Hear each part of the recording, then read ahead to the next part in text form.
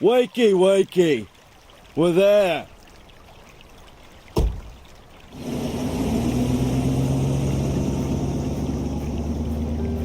So, this is it. The one and only hotel in this godforsaken place. I had to change trains in London and then sit for another 45 minutes in a cab. And now here, I'm in the middle of nowhere. The village of Willow Creek itself is a bit further down the road. But I ought to take a look around here first. Angelina must have checked into this hotel.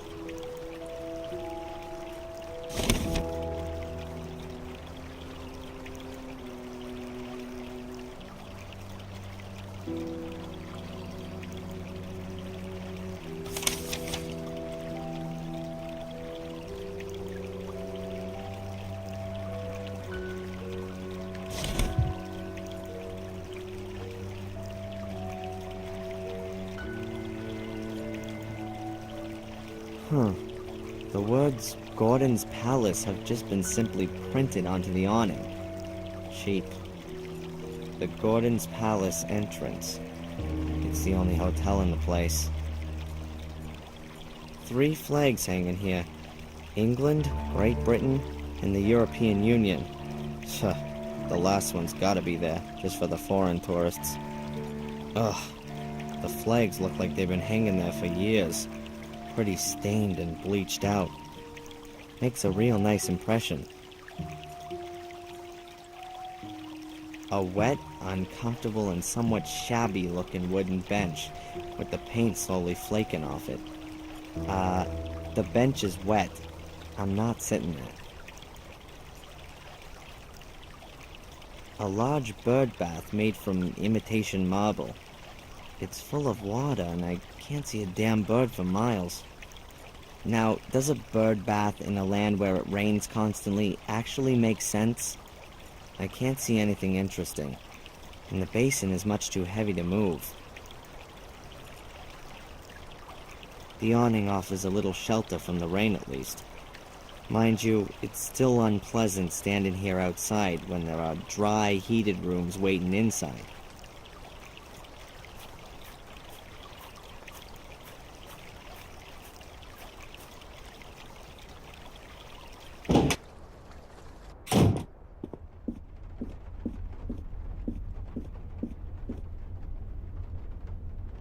Oh, a new guest! Welcome to Gordon's Palace. My name is Murray. Hello. I'm looking for a young woman who's spending some time here. Maybe you've seen her? Yes, maybe I have, but maybe I haven't. You have to understand, this is a discreet hotel. I can't talk about my guests. So, she's a guest here. As I said already, a discreet hotel. Almost dead, one could say. It's off-season right now. It'll get busier. This is the best hotel in Willow Creek, and a place with history. This was once the sanatorium of the dreaded Robert Gordon, the Dr. Frankenstein of Willow Creek. Oh, yeah? Yes, yes. He was the uncle of Samuel Gordon, the maniac murderer. Everyone thought squeaky clean Sir Robert was a respectable doctor. But in reality, he conducted illegal experiments on the sanatorium's patients. Very nasty goings on. And then someone thought it would make a great hotel. Of course, of course. Immediately after the murders 12 years ago, the tourists came in throngs. They wanted to see everything. But where could they stay the night? There wasn't a hotel. So, I bought this building. The patients were taken away straight after the incident, of course. Some also escaped. So, anyway, I bought the house, had it renovated, and now it's the best hotel in the place. How many nights did you say you wanted? Actually, I just wanted to know if you've seen this young lady. Her name is Angelina Morgan. Now, I can't talk to strangers about guests. The hotel's reputation, you see. I see. And if I were a guest myself, then... Then, of course, we could have a little chat about who else has a room here at the moment. All right, then. A room, please. For, let's say, 2 nights to start with. Very well. That'll be £90.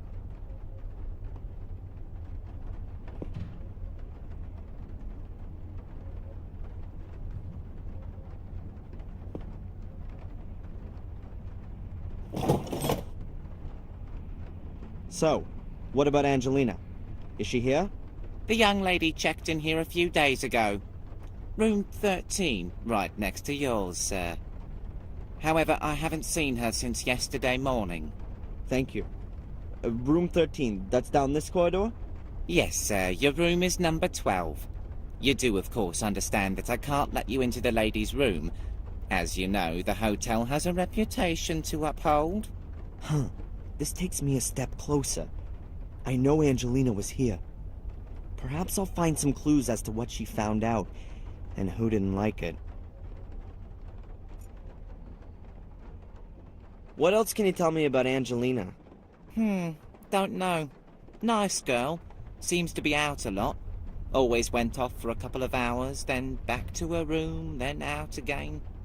Did you notice anything? Was she nervous? Afraid? No, not really. She seemed to be a bit stressed. Tense. And always in a hurry. That's just what young people are like. Did you call the police when she didn't come back last night? Why should I? She paid up front. Everything's fine. Oh yeah, everything's fantastic. She might be bleeding to death in the woods or in the hands of violent kidnappers. But she paid up front. Calm down. Nothing will have happened to her. Absolutely nothing's happened here for 12 years, unfortunately. What did you say this building used to be? The old Ashbury Sanatorium. The legendary, the gruesome, the unfathomable sanatorium of the crazy Robert Gordon. I see. Sir Robert was Samuel Gordon's uncle on his father's side.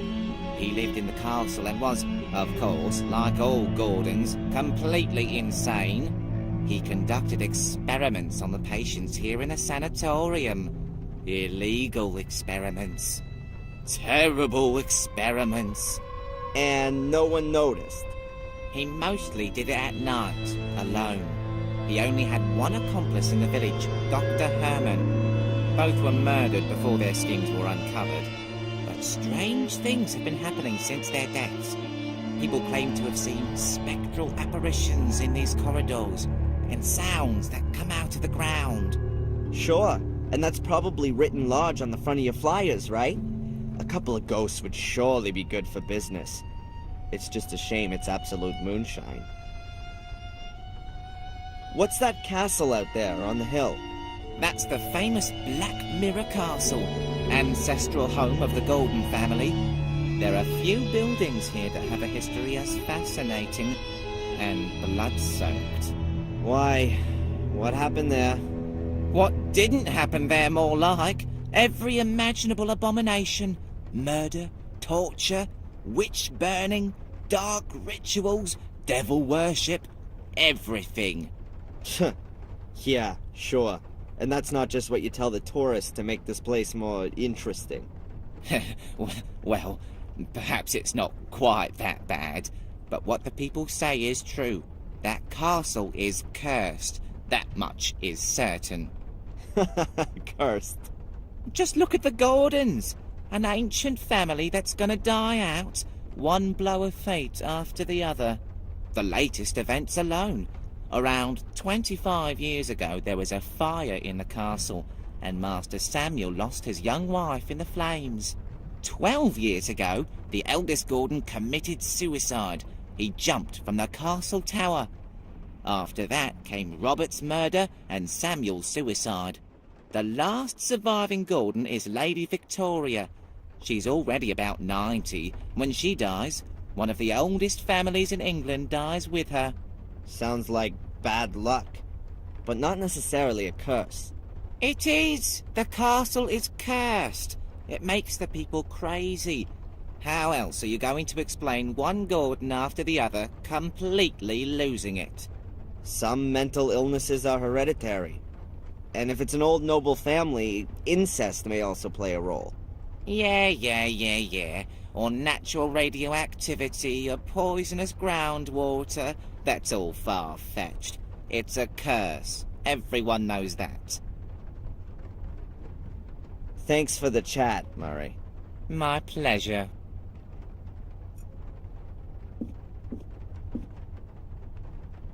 A stand with what looks like tasteless postcards from tourists.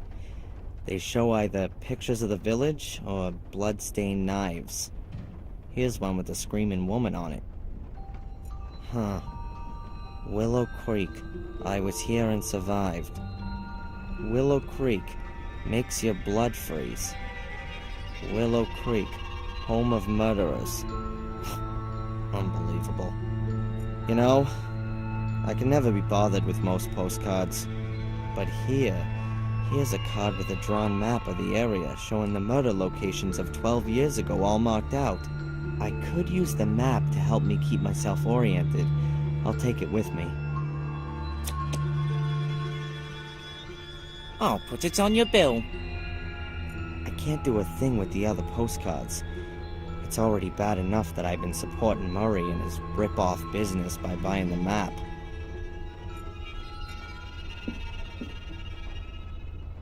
What the? A cheap plastic mask of Samuel Gordon.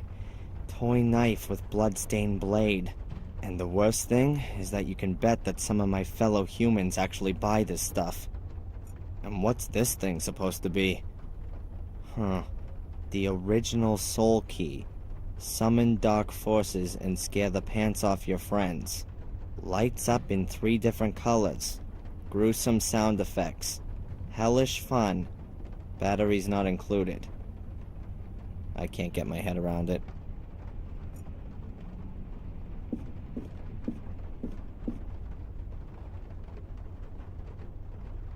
What's that then? A soul key? They are powerful, magical artifacts. After the murders 12 years ago, the police seized documents from the castle. Amongst them were also pictures of these soul keys. Samuel Gordon must have been nigh on obsessed by them. The police believe that Samuel had several of them.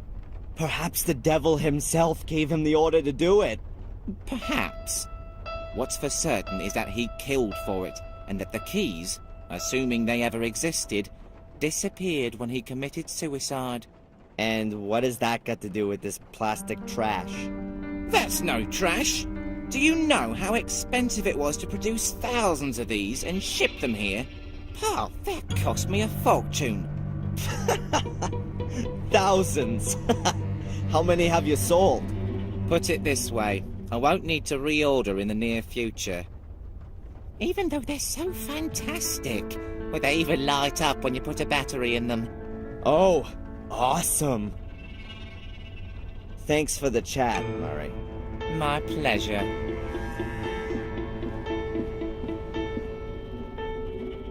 I'd rather chop my hand off than buy this plastic crap from China and speed up global warming and the demise of mankind.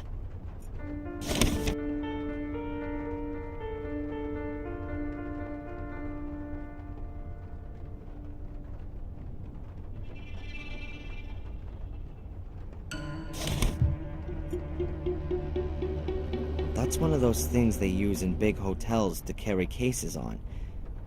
I find it rather hard to imagine them having hotel porters here. If at all, that thing was maybe used during the first months when the place opened. I'd like to bet it hasn't turned a wheel since.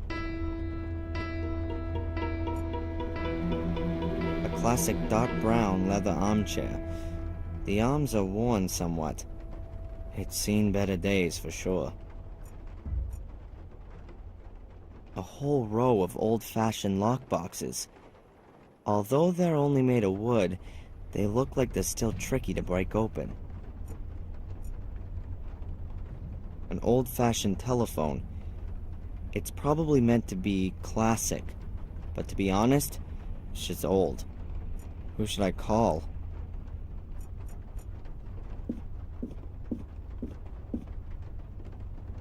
Angelina checked in here and is staying in room 13. The guest book probably can't tell me much more. Even if there was something interested in the guest book, I'm sure Murray wouldn't give me a look. The hotel's reputation, you understand? Oh man. A big houseplant in a hefty flower pot. No idea what type it is. I know nothing about them. I can't find anything exciting. The plants don't look all that happy. But like I've said, I don't know much about either botany or the psyche of plants. My room key. Looks more like the key to a prison cell rather than for a hotel room. There's a wooden tag attached with the number 12 on it.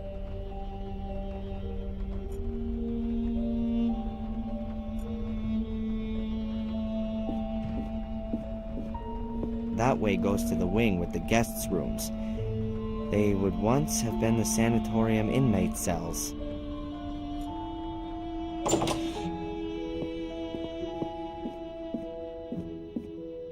Room 13. That's Angelina's room.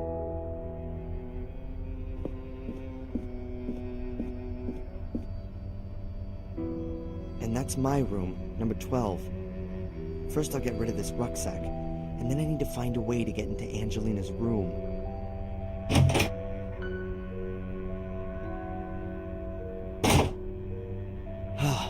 That's better.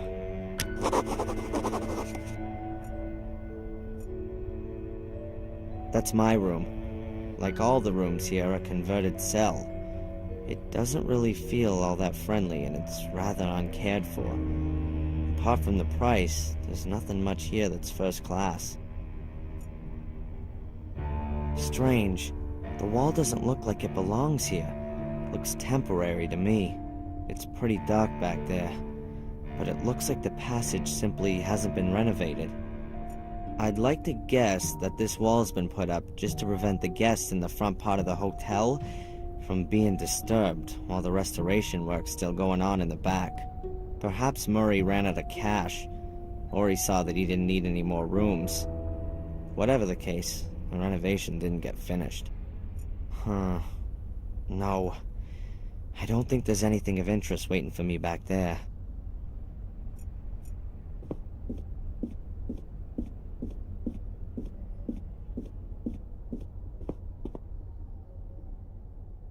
A wooden clock with a glass cover and some carving on it. Huh. What's that? The clock's just an imitation. It can't be wound up. Probably a cheap electronic clock with batteries. I can't get it off. It's screwed on. I need a screwdriver or something like that to get it off the bookcase. Let's see. A few crime stories, poetry collections, fairy tales, horror stories. Just the thing for a relaxing night in a hotel. Unfortunately, I'm not going to have one of those. A whole load of good books. But I don't know how they're supposed to help me in my search for Angelina. The idea is very much that you sit yourself in this armchair, read one of the books from over there, while quietly smoking a pipe or a cigar. Judging by the ashtray, it looks like that hasn't happened for some time, though. It's sparkling clean. There's only a box of matches lying in it.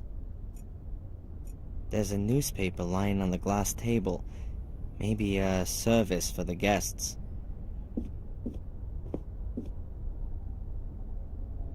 Oh no, can't be. The paper's already several weeks old. Probably so little going on here that Murray hardly ever gets back here to tidy up. Nothing's older than yesterday's paper, but I don't have to read it. I think I'll just take a few pages.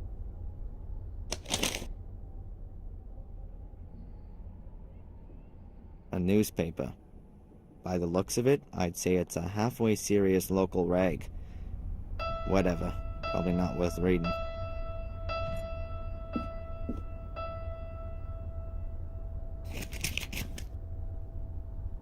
Allardyce matches. Sounds like there's still a few in here. Angelina's room's locked. I need to get hold of the key somehow.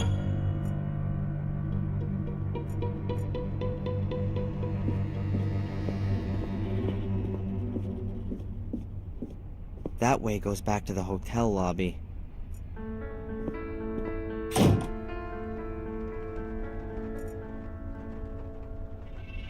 One of the keys belongs to Angelina's room.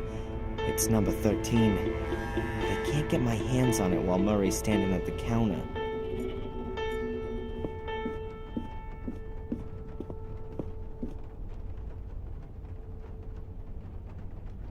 Couldn't you perhaps give me Angelina's room key?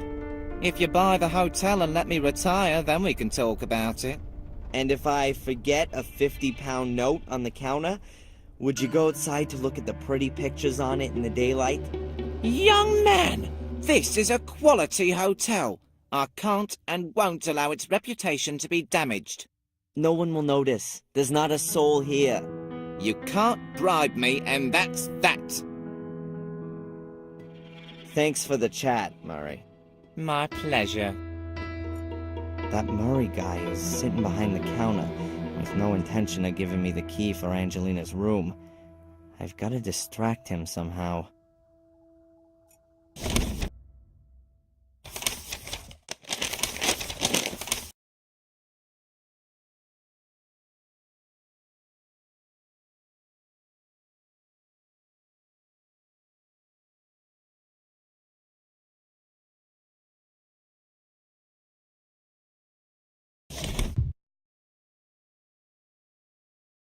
You can get outside to the car park through these heavy oak doors. The weather still hasn't got any better. It's just been raining the whole time.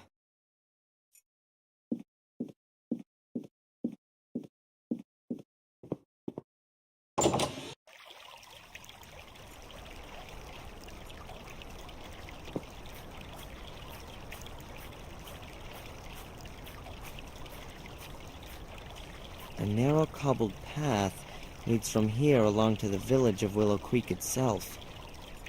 First off, I had to have a look here in the hotel for signs of Angelina's whereabouts. Going straight into the village without any kind of plan doesn't strike me as being a good idea.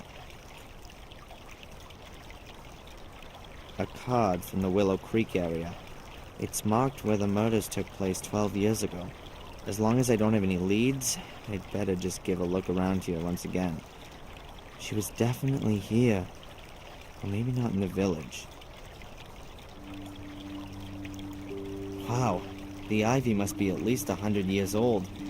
It's already climbed up the whole building. Shame that I don't have to secretly get up to the first floor. The ivy would be an ideal ladder substitute. The hotel lobby's in there behind the tall windows. Very grand for such a small country hotel.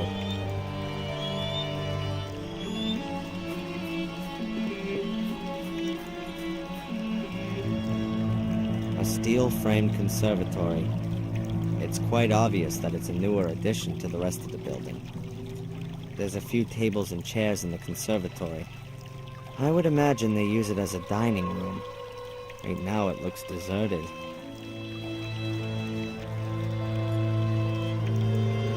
A big heap of wet leaves. A gardener must have raked them together from off the lawn. That pile's not been here for long. The leaves are soaking wet on the outside, but they look drier underneath. The rain hasn't made everything wet through. A box of matches, branded Allardyce. There are a few matches still inside.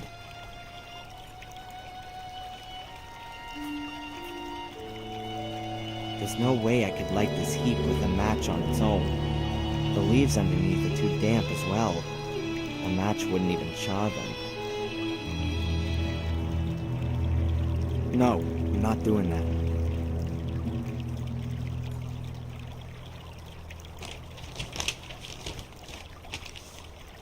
I've got the crumpled newspaper in the middle, next to the leaves which aren't so wet. The crumpled up newspaper is planted in the heap of leaves.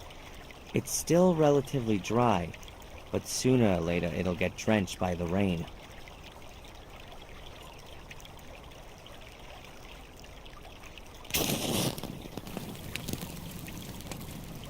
The newspaper's lit.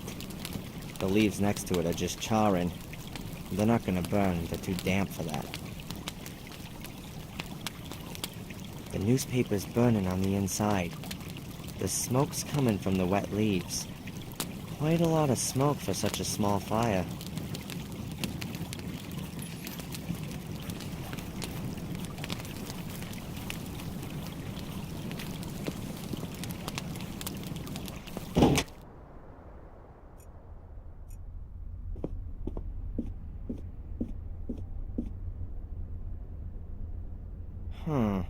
A bottle of schnapps.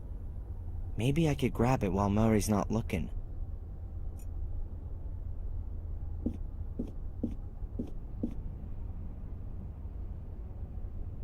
Murray, there's smoke outside. I hope the hotel isn't gonna burn down around our heads.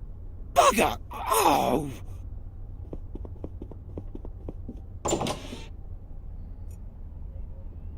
Now let's see.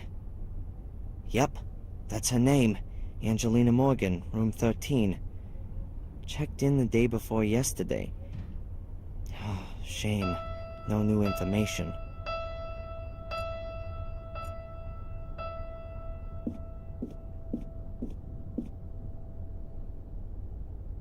Murray seems to have just been eating something. I'm guessing that he's the only employee in his hotel, so he can't just go and leave his position at the counter to go and eat. The knife hasn't been used. I could use it to unscrew the clock from the wall. An ordinary butter knife. Luckily still unused, otherwise I would have hardly pocketed it. It's probably crockery that was intended for the guests. I can't see anything special about it. A bottle of schnapps. Now would Murray miss it if I were to take it?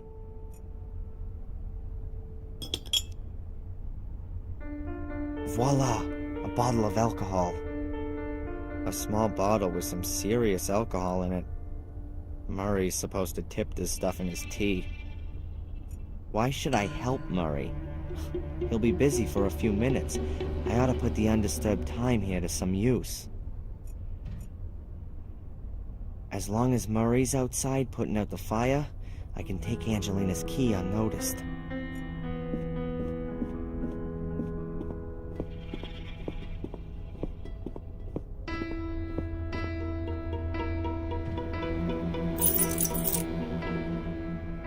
Now we'd like to have that. The key for room number 13. Hopefully I might find some evidence of Angelina's whereabouts in her room.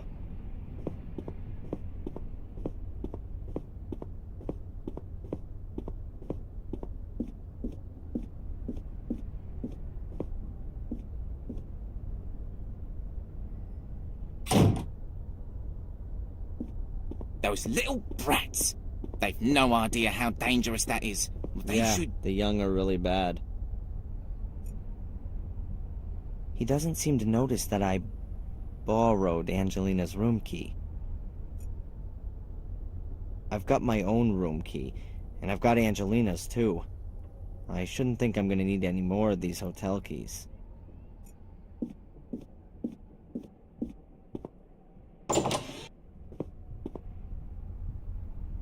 That's Angelina's room key with the number 13. Looks exactly like mine.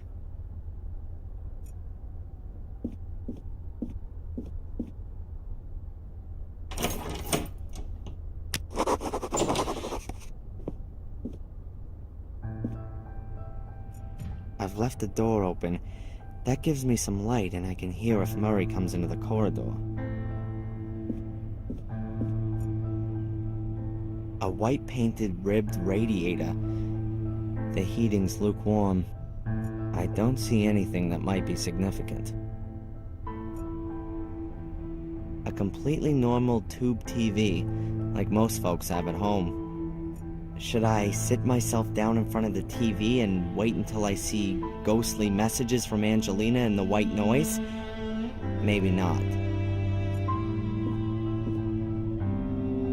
A little cupboard. Looks rather like an antique. And inside there's... Sleeping potion. Now could that be Angelina's? Maybe she was having nightmares from all that business. What the hell have I gotten her into?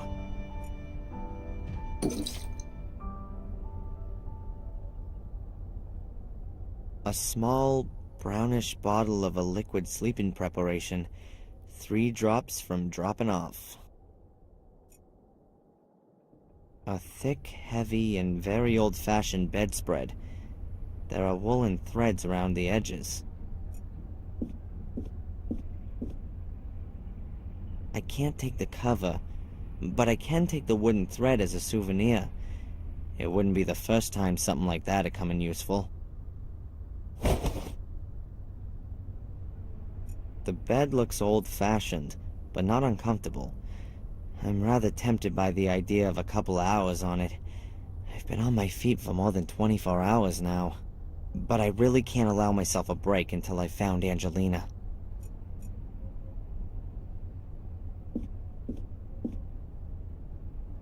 Let's see. A few clothes hangers, a clothes rail, a few drawers. Everything empty and squeaky clean. Also, when I look inside again, the robe's completely empty.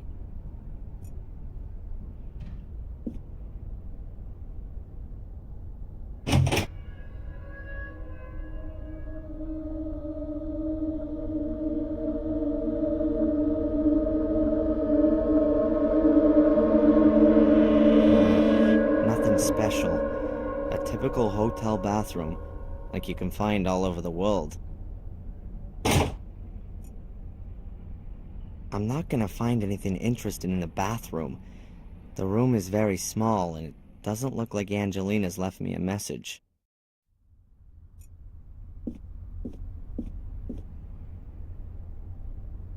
What's that? One of the pictures I took of Angelina. That's gotta be a clue for me.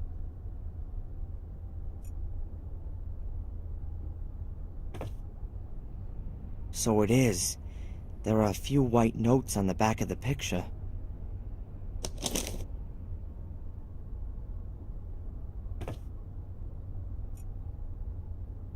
Angelina must have swapped over the old picture with one of my pictures of her. She knew that anyone who knew her would spot it immediately. Strange. There are 2 sheets of writing paper folded twice, but there's nothing on them. Either it's a secret message written in invisible ink, or the empty pages themselves are some kind of clue. But right now, though, I have no idea myself.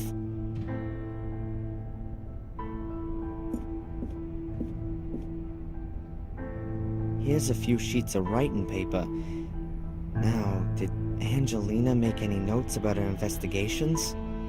The paper looks completely unused. I won't find anything here. A thick-walled but relatively squat glass. You'd normally be drinking a drop of the hard stuff out of this kind of glass. Interesting. Several cut lemons, and there's a sliver of wood stuck in one of them.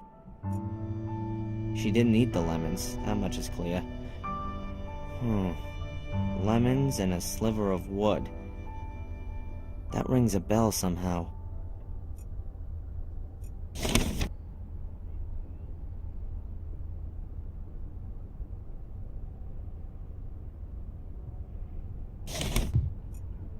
There are just 3 matches left in the box. Let's see. There, you can see a black script. Of course, a real old trick. Angelina must have used lemon juice to write with. The heat makes the clear juice turn black. Ouch! Damn it. The match is burned out and there's only a tiny corner of the text that's turned visible. A few words have appeared in one corner. It's the place warmed by the heat from the match, but there's too little to make sense of it. I need the whole note, and to do that I need to warm the citric acid. But how? Better not. There are only 2 matches left in the matchbox, and there's no way I'd ever be able to make the whole message visible with them. I need something that's gonna burn for longer. A small, even flame, or else I'm gonna set fire to the paper by mistake.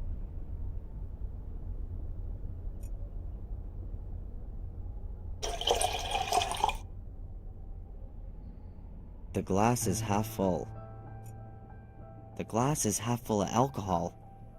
Or half empty. That can't work. No matter if it's rum or whiskey. Even if it was meth. I need a small controllable flame. I'm missing a wick. A thick, approximately 2-inch woolen thread from Angelina's bed cover.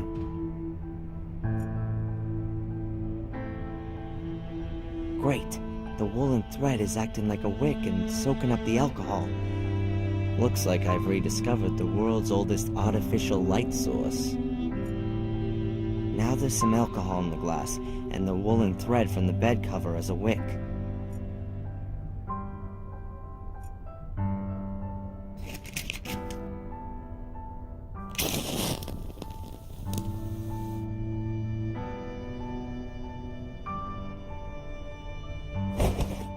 Awesome! My little fire's lit. It was working like that 10,000 years ago, too. Now what do I do with it? A nice even flame. The alcohol gets drawn up the wick and burns. The woolen thread itself is saved from the flame as long as there's alcohol there. So, let's see. At last. There's Angelina's message.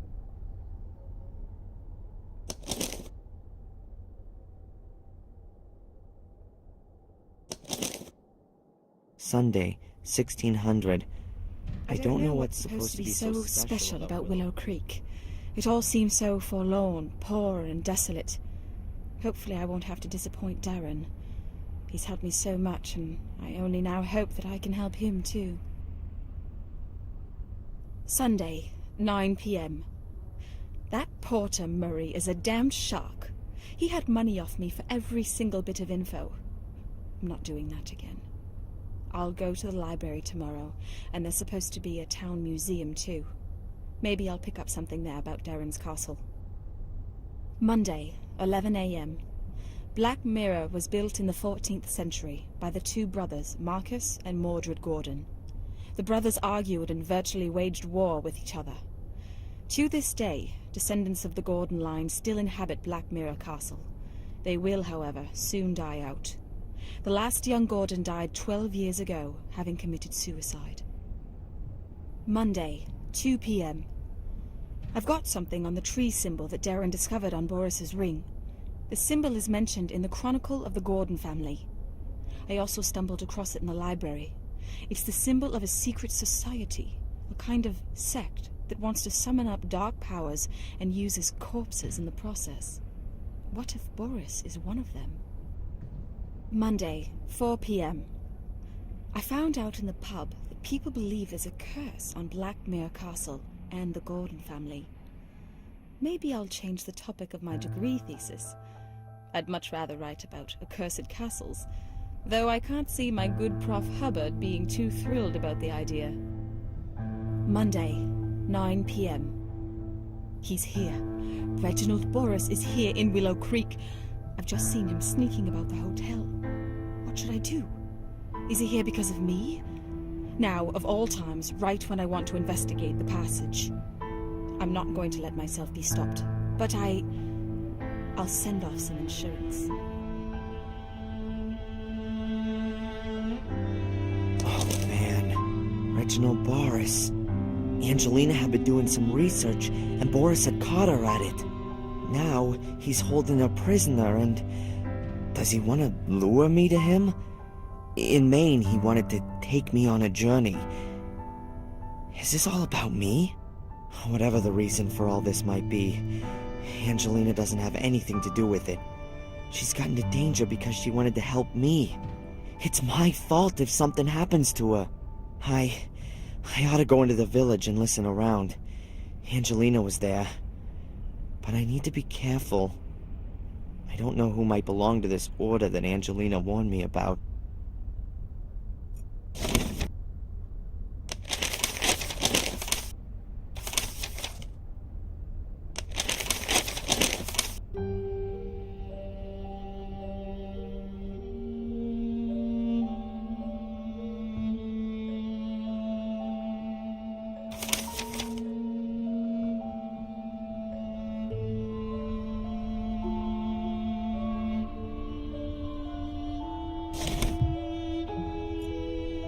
Should I blow it out? No, better not. It'll keep burning away on its own, and the matches are all just about gone. I might need a light again.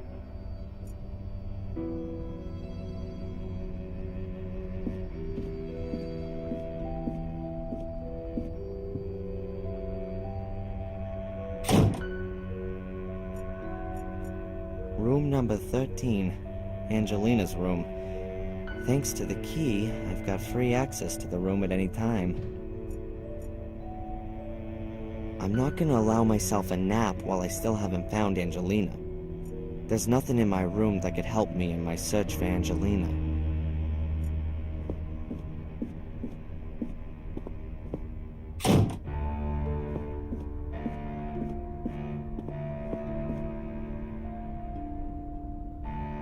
What can you tell me about this place?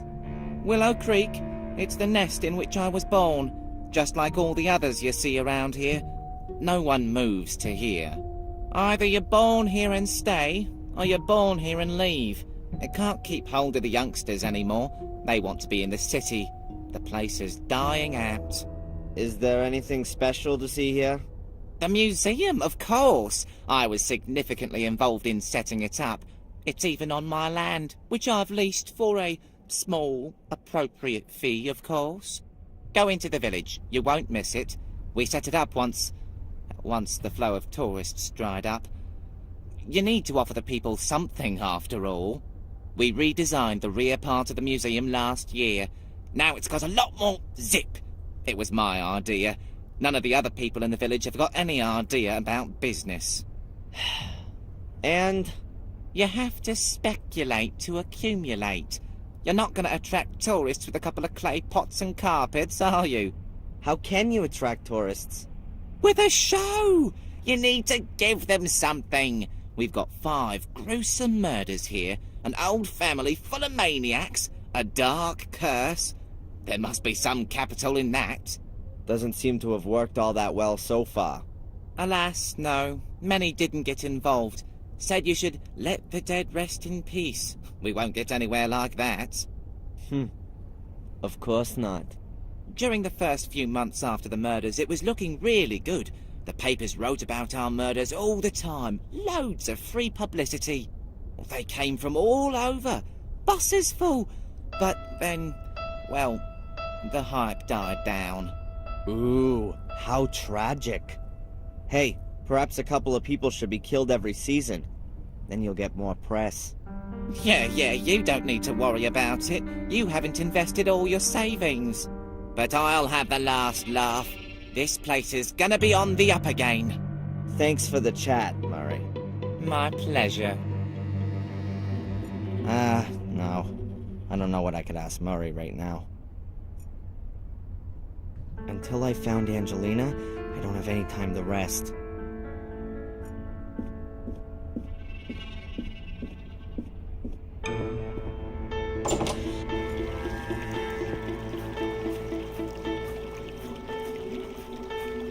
You can hardly tell the heap's been burning. There are only a few of the inner leaves which show signs. All that's left of the paper is ash.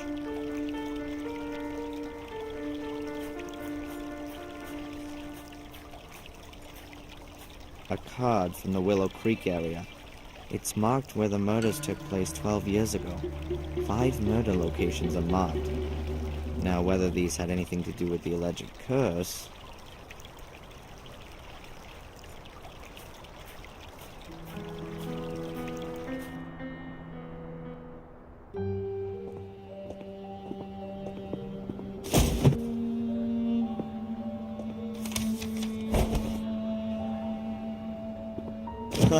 We all know that old one. What do you mean? A young, attractive lady is carrying a stack of books and lets them fall at the feet of the hero. Excuse me? I'm the librarian here, so it's quite right that I should be carrying books around the place. Young? Attractive? Well, I'll accept that. But why do you consider yourself to be a hero? You're the librarian? Oh, then you can definitely tell me something worth knowing about this place, Miss, Valley. You're American? Darren Michaels. Do I really sound American? Oh, yes. Now let me see. Your accent is non-rhotic. That is, you don't sound the phoneme R at the end of a syllable, or before consonants. And you have hard A sounds. That's the famous Boston accent. Awesome! I really do come from Boston. I've spent half my life in books, so something has to have stuck. So then you can probably tell a damn Yankee something about Willow Creek? What do you want to know? Well, is there anything about Willow Creek that's worth knowing? Not a lot. There must have been a settlement there for a good 1,000 years or so. They found remains dating back that far. Yeah, a stone circle in a forest. So I've heard. Yes, there's one of those. It really only kind of got going around the 13th century when there was a monastery built in the neighborhood. Also a church and the first part of the castle. And more recently? You're talking about the murders. That's 12 years ago now. Let's not talk about those.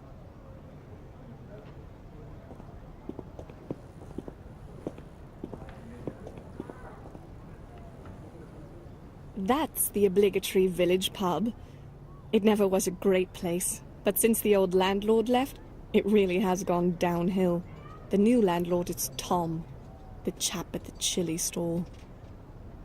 The fair will be here for a few more days yet, but I wouldn't bet that it'll be coming back again. The castle nearby, isn't that the famous Black Mirror Castle? It certainly is. Its inhabitants have influenced things around here for centuries. Sometimes for the good, sometimes rather more negatively. How do you mean that? Everything around here belongs to the Gordons. In the old days, virtually everything that went on here was all decided in the castle. Just what could happen in the village, and what could not. And who lives in the castle today? Lady Victoria Gordon, the last of the Gordons, her old butler Bates, and her late brother's widow, Lady Eleanor. I think there are a few other servants too.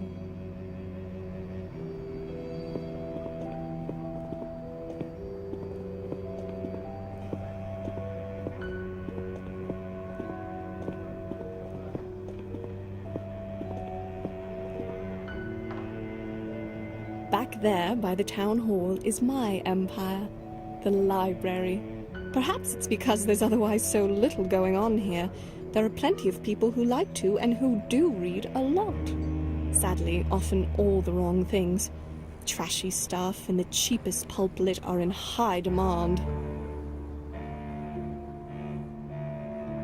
I'm staying at the Gordon's Palace Hotel. Really? You're letting yourself get ripped off by that old so-and-so Murray? The building is supposed to have had a terrible past. That's true. It would seem that all of the male Gordons were a little bit crazy. The curse of the Gordons. Please don't tell me you believe in all that hokum. I never used to. You English. You like your ghost stories and all that a little too much.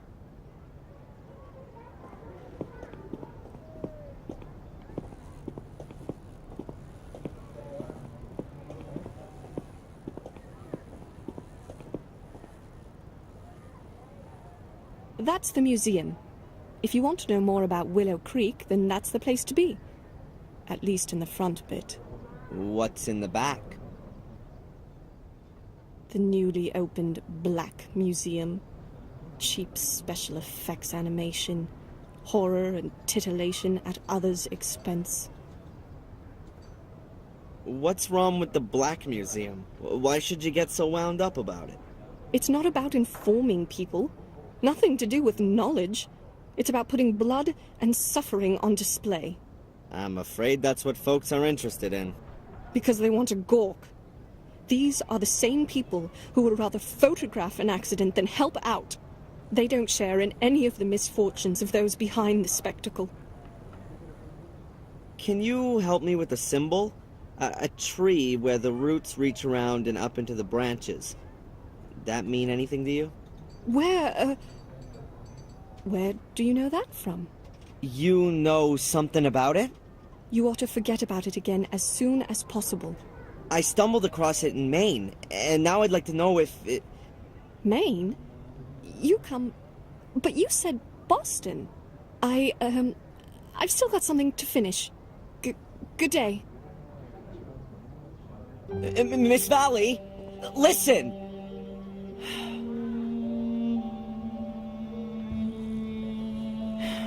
And she's gone. What was that all about?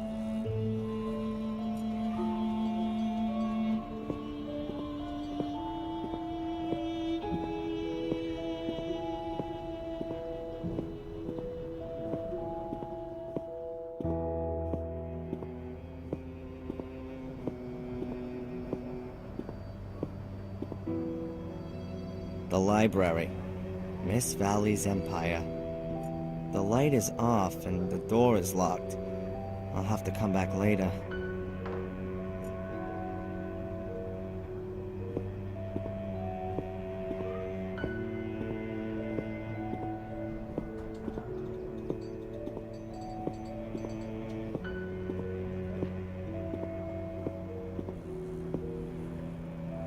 The clock on the tower is huge.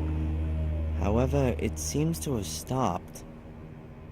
The houses here look just as dilapidated as the rest of the place. The village comes to an end less than 100 yards from here.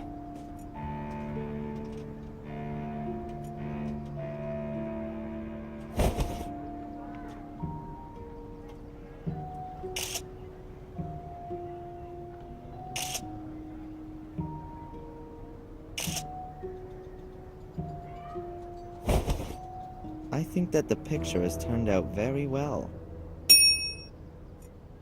That must be the town hall. There's no church in the village, but I saw one on the way here. I hardly think there's a quaint alleyway, a picturesque canal, or a peaceful courtyard hidden around the corner. Actually, I'm quite sure there isn't.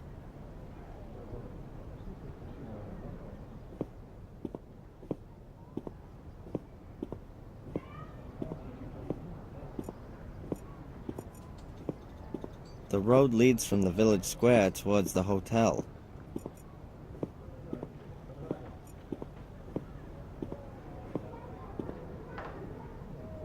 It looks like it's a bakery.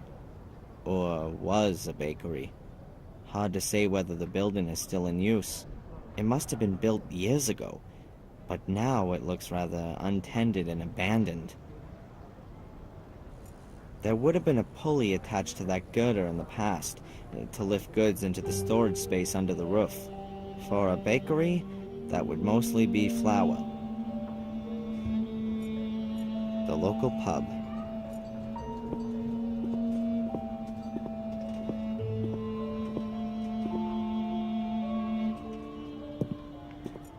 Some hand towels which have been hung out to dry. The rooms above a pub are traditionally inhabited by the landlord and his family. I don't know what these kind of windows are called. There are lots of little glass panes and a lead lattice. They're much cheaper than big panes, since you can use broken pieces in them too. The building looks like it was renovated years back, but has been completely neglected ever since. There's dirt and dust all over the walls. A hose pipe would work wonders. Even from down here, you can still see stains on the towels. But I don't need one anyway. An overturned beer keg. Pure show for the tourists, I reckon. Even here, they're hardly likely to still get their beer delivered in wooden barrels. I can scarcely recognize what's on the board. It must have been written weeks ago. The wind and the rain have done their worst since then. Taking into account this country's food culture and the look of the pub, I'm not going to go to the trouble of decoding the culinary delights. The entrance to this rundown joint. The pub's still shut. I'll have to come back later. The pub looks anything other than promising. If I was a routine tourist, it would never cross my mind to go in there to get a drink, let alone to eat. Empty. Exactly like in this place here.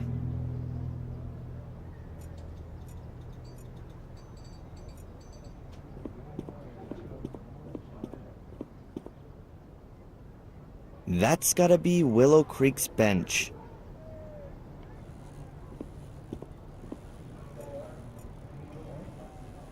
Public festival. Only without a public. There's barely a dozen folks here. And at least 2 stalls, and the swing boats have already shut up shop. It's simply not worth it. A chili stall. A bit tatty. And it doesn't look like there's too much going on. A chili stall. A bit tatty.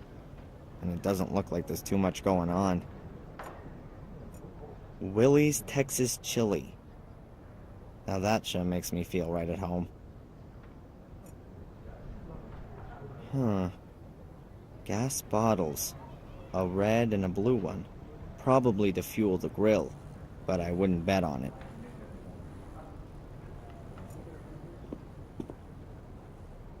Chili, hot chili, super hot chili, Guatemalan hellish hot chili. Well, looks like they might be selling chili here. There would appear to be a few different types of chili, but I only see one pot.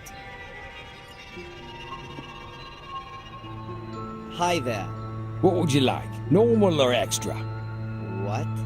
Normal chili or extra hot chili? I actually didn't want any chili. I only wanted to ask a couple of questions. Nobody gets paid for just standing around. All those other folks can wait. Not exactly backwards and coming forwards, are we? I like it. What do you want? What can you tell me about Willow Creek? No idea. I was born here and I'll die here, I suppose. Doesn't exactly sound like there's much going on here. So there isn't. 10, 12 years ago, it was good here for a while. You could make good money, what with all the tourists. We all thought things were on the up, but it never was. Loads of people lost money, they invested, and then bit by bit the visitors stopped coming. Yeah, take old Murray and his hotel, for example. It's still kind of half okay there. He's got a finger in most things round here and takes his cut. There's plenty more, though, that really caught a cold. They went bust. 2, 3 of them hanged themselves.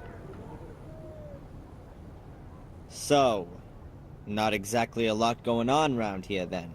You think I don't know that?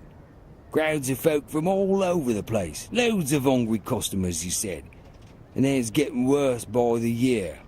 Isn't Willow Creek also a bit too small for a fair? Those clever pillocks in the town all had it all worked out. They reckoned that people from all round these parts would come here. It used to work out okay, too. Everybody wanted to come and have a look at the murder capital.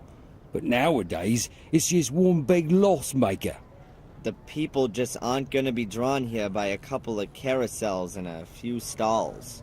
And who has to foot the bill for all these fantastic ideas? Me. Who are you? What's that got to do with you? My name's Darren. I'm studying English literature and would like to learn more about the country and its people. That sound familiar to you? Should it? A fellow student of mine may well have been around here recently. No idea. You'd have noticed her. Tall, pretty... Haven't seen her, and I'm here pretty much all day, hunkered down here. My name's Tom. Is the pub yours? Where'd you hear that? Miss Valley reckons it is. You shouldn't get involved with that nutter. She's a few sandwiches short of a picnic. When's the pub open? This evening, after I've shut down the store. Those commercial Einsteins in the town hall make me keep open from 11 in the morning to at least 5 p.m. And in the meantime, I'm sort of just about sawed all. If it was down to me, I'd have chucked all this lot here in the harbour by now. Shoved it up the Lord Mayor's arse. What can you tell me about Miss Valley? She's a nutter. She's been in the loony bin. She belongs back in there too, that's what I say. So, what's wrong with her? She never got over what happened to her brother. So? Come on then. What about it? 12 years ago, a series of murders. The murder that caused the biggest sensation all across the country was when little Vic Valley was killed. A little boy who was murdered by Samuel Gordon in a stone circle in the forest. And in a very nasty way, too. That's really awful. And Miss Valley... Well, she's the sister. She found him the next day. It really screwed her up. Stopped eating, didn't speak to anyone anymore. When she swallowed a load of rat poison, she was committed. Jeez. And in spite of all that, she's come back out now and is back living in Willow Creek of all places? Turned up here again a few years back. The doctors reckoned it would be better for her, but once you've had roof damage, then, well, it's always got a leak, isn't it? That's what I say. I need to get on. I don't reckon I'm gonna make too much progress here at the fair. The show people aren't from around here and won't be able to help me for sure.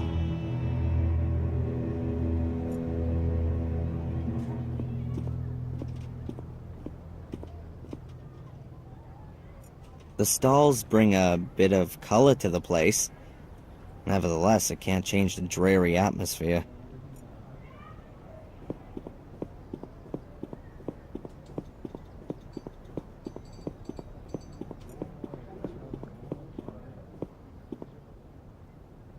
Willow Creek Museum.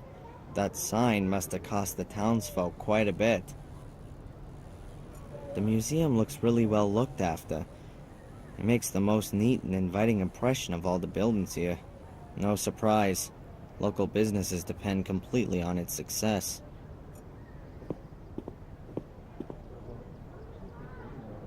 The flight was supposed to be cheap, but the airport is in the middle of nowhere. The taxi here was more expensive than a private jet. Calm down, Albert. And on top of that, your friend's guidebook is totally out of date. You were happy that we didn't have to buy one. No one could have guessed that so much would change here within a few years. Yeah. Just shut up, okay?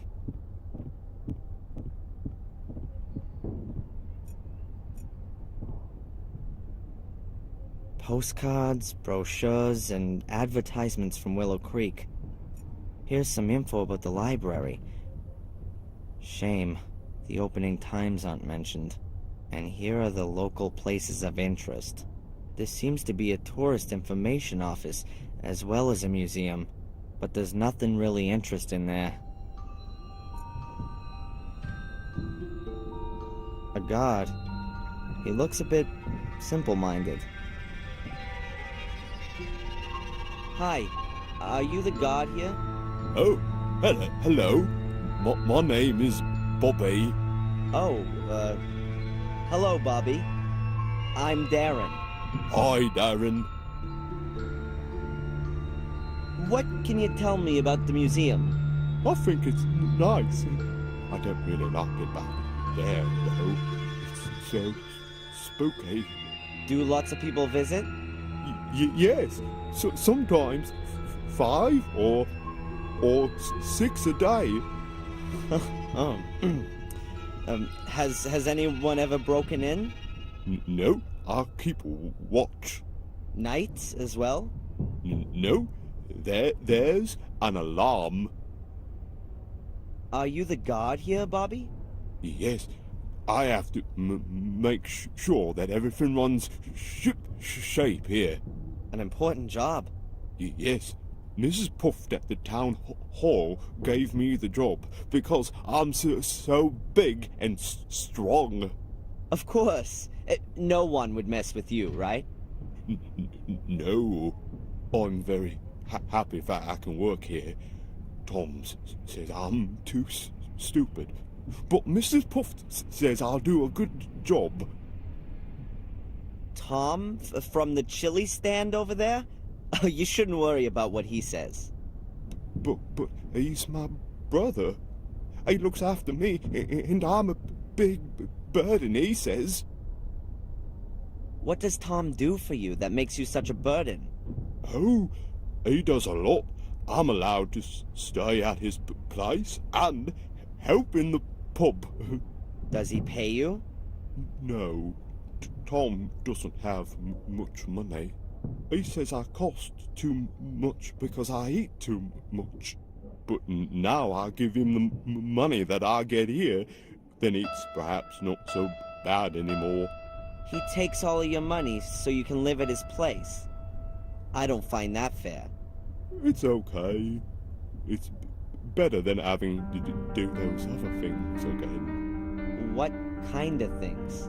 He used to make me help him doing bad things. I don't like it. I'm a guard. Guards can't steal. Tom stole things, and you had to help him. Oh, no, I didn't say that. Oh, no. Bobby, it's okay. I didn't hear a thing. Thank you, Darren. All right, I'm out of here. See you around. See you soon, Darren. I don't know what I could ask him at the moment. A barrel, like the ones all over the village. I guess there used to be a blossoming barrel industry here.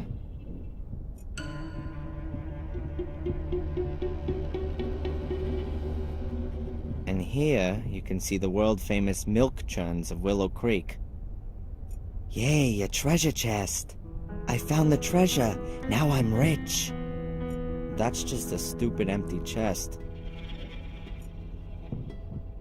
An old cast iron stove. Does that belong to the exhibition? I doubt it. Reminds me of my mom's tiled stove. I always felt good when it was cold outside and the wood was crackling in the stove. I don't really understand why there's a globe here. I bet most of the people here haven't even seen the neighboring village, let alone the rest of the world. A broken display cabinet. Nothing in it, of course. It says Black Ball of Destiny on the sign. Alright, I'm apparently standing right next to Samuel's corpse. Other than that, there's nothing here.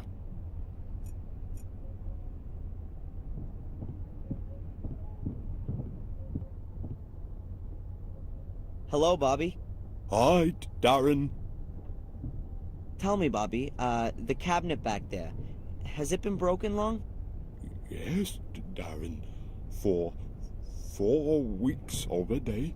How did it happen? I don't know. One morning I came in and it was just broken. So, someone broke in and stole what was in it? Yes. I completely forgot about that. But it's not so bad. There was just a bowl in it. What kind of ball? A big black one. Thanks for the info. You're welcome, Darren. About the black ball, Yes? did the police come? No. Mrs. Puff said they aren't interested in that. Oh. Well, who is interested in it then? Mrs. Valley, I think. She looked at it. Thank you, Bobby. Alright, I'm out of here. See you around. See you soon, Darren.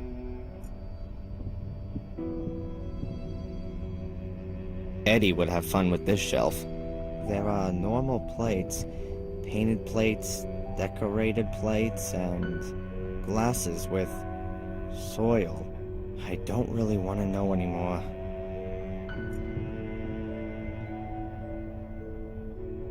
A picture of a barn in the fog. I don't think the sun ever shines here in Hicksville. An old telephone, like the ones they used here in Europe at the beginning of the century. More like towards the end of the century for Willow Creek. I don't think that's part of the exhibition.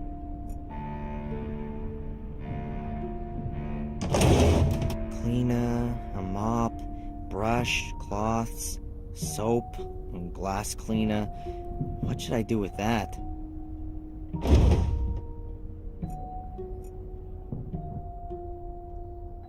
Looks like a cross between a Roman chariot and a lawnmower.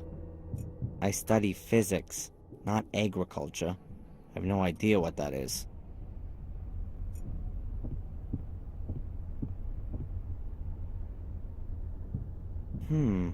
What does it say here? The Death Bell of Warm Hill Church. I guess the church doesn't exist anymore. Otherwise, the bell wouldn't be here. I'm not sure if this chair is supposed to be for exhausted or knowledge-hungry visitors. It's certainly not sturdy. The museum's Black Museum is behind the curtains. An ancient sewing machine.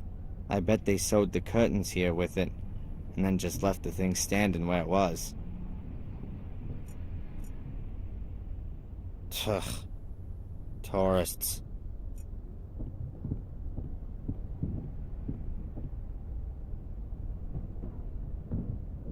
Excuse me. Hi.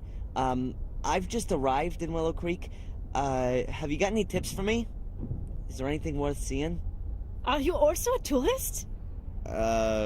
Yes. You could say that. Well, we actually wanted to take a look at the notorious sanatorium today, but some kind of freak has made a hotel out of it, and the guy at the reception tried to pawn us off with some cheap tourist rubbish. Like we were thrill seekers. Exactly, Albert. And then he said that the ghost of this Samuel Gordon still haunts the castle. You can see him at night at the windows of the burned wing.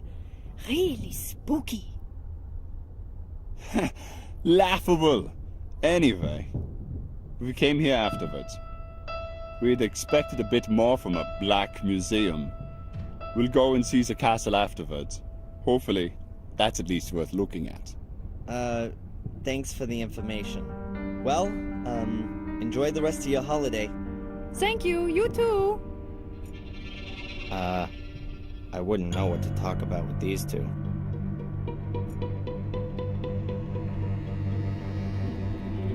The pictures show farmers at work in the fields.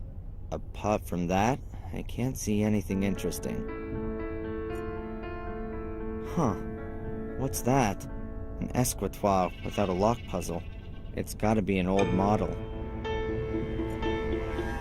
An endlessly long history of Willow Creek. Let's see. Willow Creek's underworld.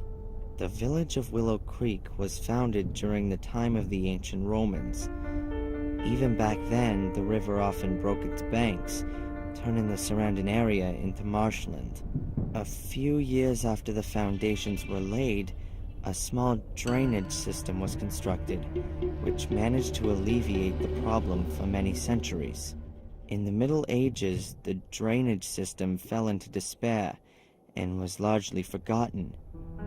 However, in the year 1867, Werner Gordon ordered the construction of a completely new drainage system in order to put a stop to the growing number of floods and resulting crop failures. This made it possible to keep the parts of the surrounding area dry and prevent the river from flooding again. Next to it is a little illustration of where the water's redirected when the level gets too high. And what's that? There's an old bunker from the Second World War here too, directly connected to the drainage system. Sounds quite unpleasant. I'm not gonna touch it, unlike the hordes of tourists before me.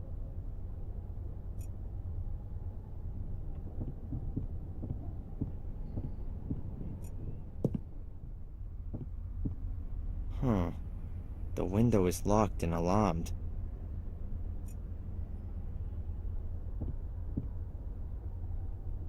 The madman Samuel Gordon murdered the respected Dr. Heinz Herman in a bloody frenzy. He decapitated the popular doctor in his own home, near to the village.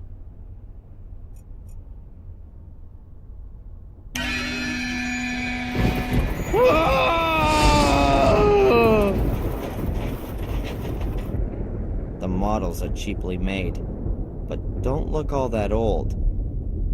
A lurid scene.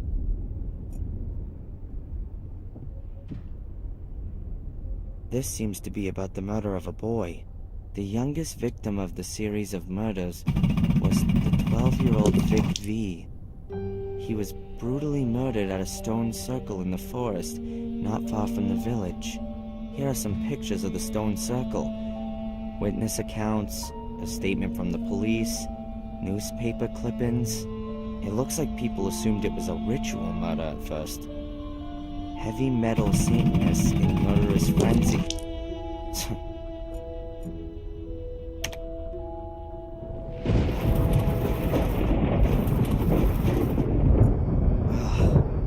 What makes someone butcher another human being? A child at that. It must have been dreadful.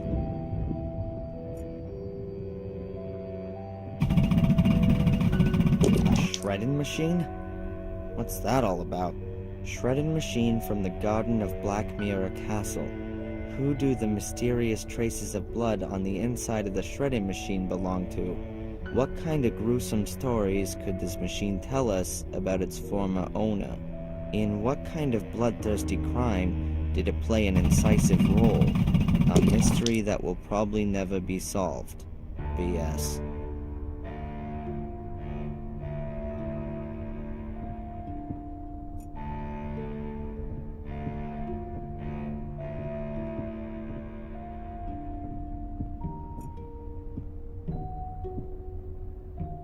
There's just that big book in the cabinet. What does it say on the plate? Gordon Family Chronicle. Hey, that might be interesting.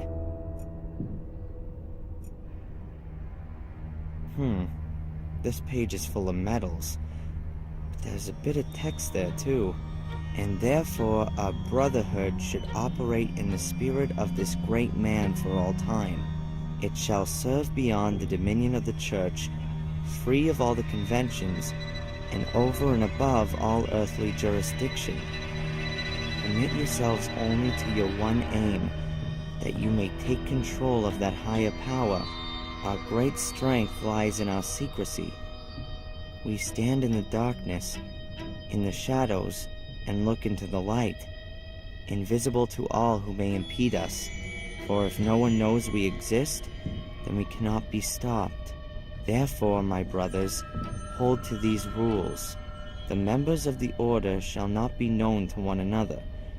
Only the high priest of the order shall be able to call every member by name and rank. At order assemblies, every brother shall be masked so that none may recognize him. No outsider may be informed by the order, neither purposely nor through carelessness. Be wary, my brothers. Behave inconspicuously, but be wary. The day on which you must prove yourselves will come sooner than you think. Not very fruitful. I still don't know what the Order's aim is, but it seems to be one single big aim. It's gotta be on the pages before these. I've gotta get that Chronicle somehow.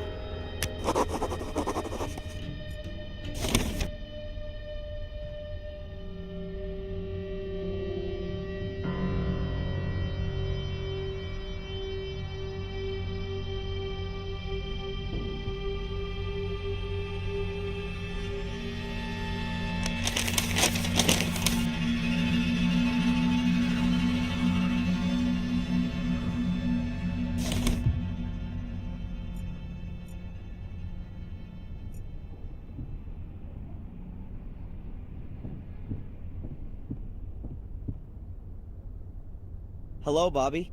Hi, Darren. That big book over there in the display case, the Gordon's Chronicle. What can you tell me about that? Everything about the Gordon family's in it. Lady Victoria gave it to the museum, but it's only allowed to be shown here, not back there where it's spooky. I can imagine that Lady Victoria doesn't want to see her family chronicle in that crappy, ghoulish black museum. May I have a closer look? I'm not allowed to take it out of the showcase. Have you got a key for it? Yes, Mrs. Puff trusts me. I've got keys for everything. Except the front door. And Mrs. Puff always puts the alarm on because of the insurance, she says. So the Chronicle is never taken out of the display case. Perhaps I can ask Mrs. Puff myself.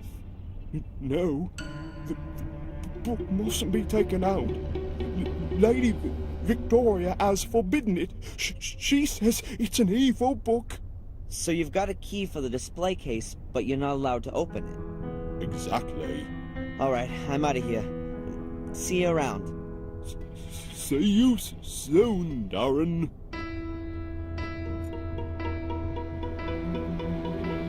A small, colorful tube. Looks like bubble mixture. That's mine. Yeah, sure. I just wanted to have a quick look at it.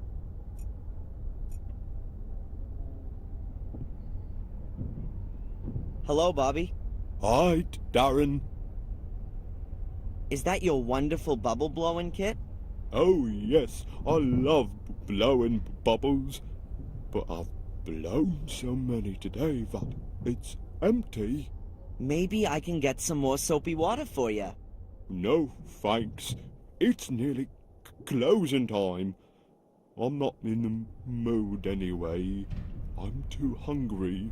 Why's that? I had no breakfast. Tom didn't buy any bread. We've got no money because the pub isn't doing well. And now there's this expensive stall as well. But you still need to eat. Tom doesn't eat much. Beer's just as good as bread, he says. Yeah, I bet. How about I get you something to eat? Oh, that would be very nice of you, Darren. Let's see what I can do. Alright, I'm out of here. See you around. See you soon, Darren.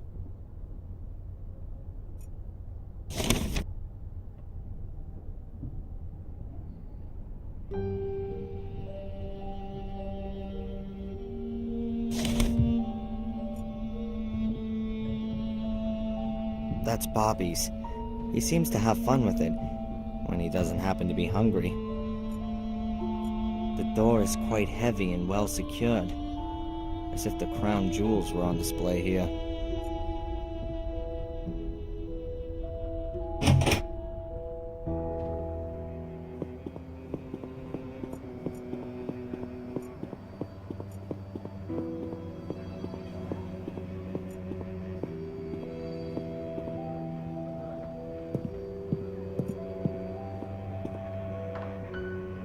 Tom looks pretty pissy.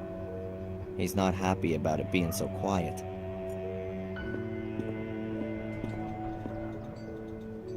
Hello, Tom. What's going on? Do you know anything about a black ball? It was stolen from the museum a few weeks ago. I heard about it. It doesn't really interest me, frankly. What can you tell me about the museum? That's another brilliant idea from the town hall. Who, I ask you, wants to see that load of old crap in there? Well, the Gordon family chronicle is very impressive. What's so impressive about a bloody book? Does it bring more people into the village? No. And Bobby. That bloody Mrs. Puff from the town hall got him the job. One of those unbearable do-getters, always sticking her nose in and turning Bobby against me. He seems to take his job very seriously. Rubbish. I know what's going on. If anyone wanted to break into that museum, then Bobby would be absolutely no deterrent. Thank goodness they didn't give him any kind of weapon. You haven't told me you've got a brother. Why should I? A half-witted brother isn't exactly something to shout about, is it? He seems like a really nice guy. If you only have to put up with him for a few hours, maybe he is. But I've got to knock about with this stupid idiot. Day in and day out. He can't get a single thing right. But everybody fusses about him because he's got it so tough. Aw, jealous? Jealous of that idiot? Does he live with you? I've been lumbered with him since our parents died. He ought to be put into a home with all the other retards. But who's going to pay for all that? Nice to hear how your family holds itself together. I'd like a portion of chili, please. Now you do. Normal or odd? If I'm right, then there's only one pot anyway. Hot then.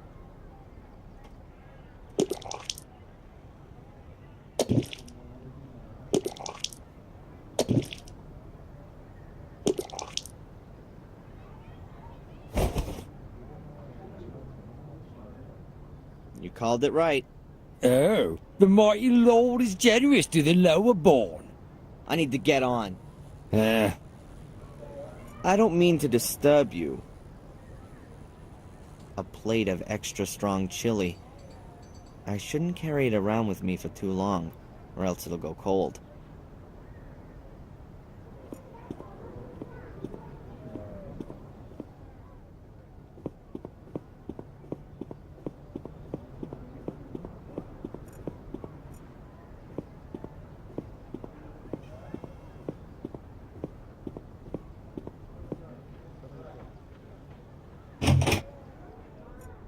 Bobby's still sitting in his chair, doing his duty.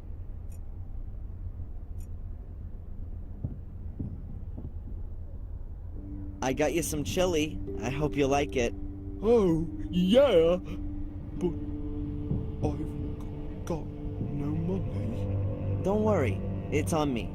Oh, thanks, Darren. But I'll give you something too then.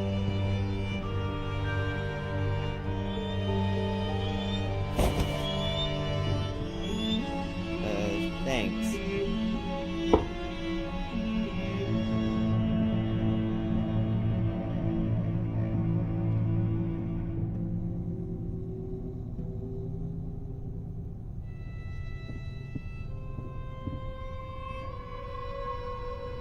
An entirely ordinary sparkler. It was definitely much more valuable to Bobby than it is to me. As long as Bobby's sitting there, I'm not gonna get my hands on the key in his jacket pocket.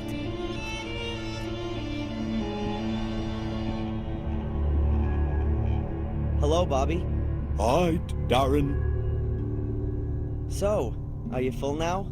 Yes, was delicious, really hot. And you still don't want to blow bubbles? I do, but I don't have any more bubble mixture. Should I get some for you? Oh, okay. Alright, I'm out of here. See you around. See you soon, Darren.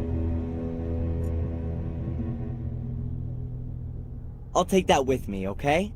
Yeah, okay. There's neither water nor soap in the pot.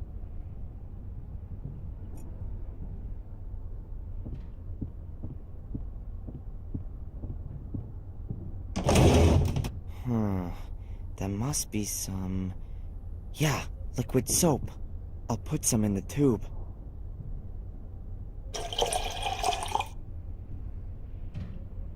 That's it. There's some gooey soap at the bottom of the pot. Still missing the water.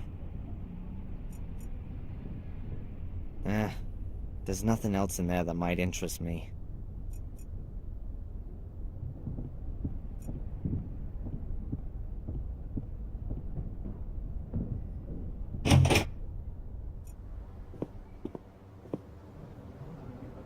A big barrel.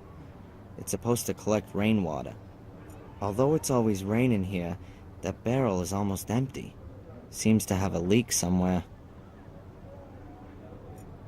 Well, it's water, but it's not enough.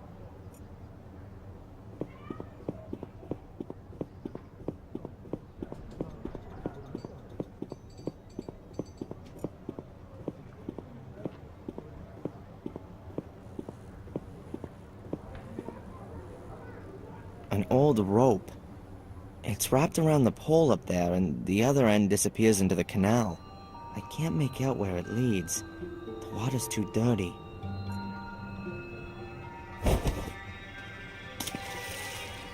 Aha, a little bucket. Perhaps one of the residents wants to save money by collecting some of his water from the canal. The bucket is full of canal water.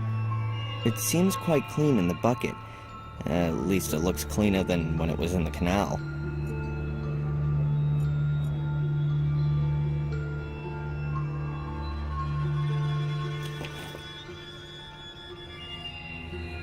It's full.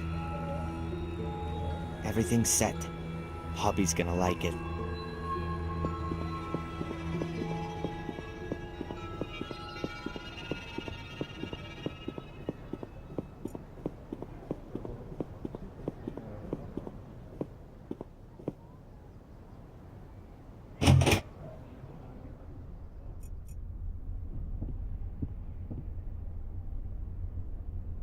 Look, Bobby, I filled up the bottle with soapy water.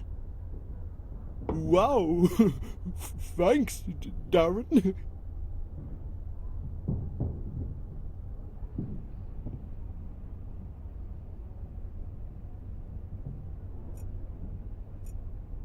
He seems to have a lot of fun blowing bubbles. He doesn't notice what's going on around him at all.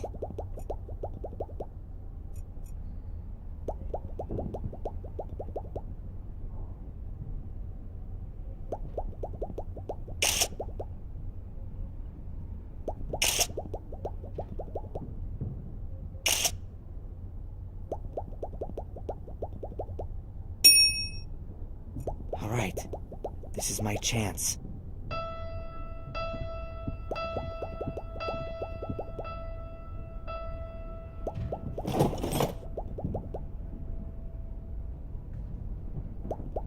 Got it.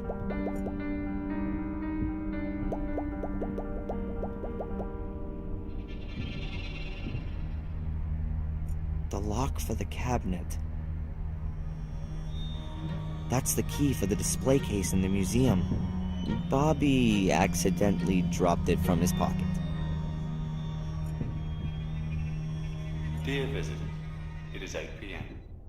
The museum is now closing. Please make your way to the exit.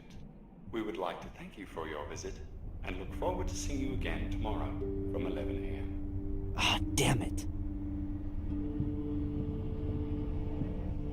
Hi, Darren. We're closing now. I heard. You can come back tomorrow. Yeah, thanks, Bobby. See you then. See you then, Darren.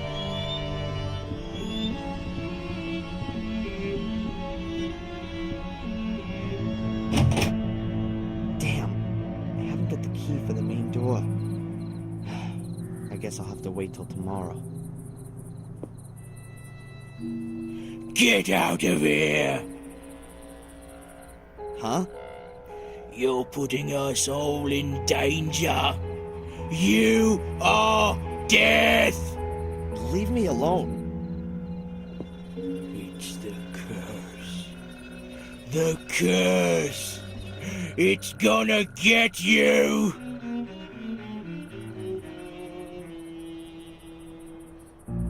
Get out of here.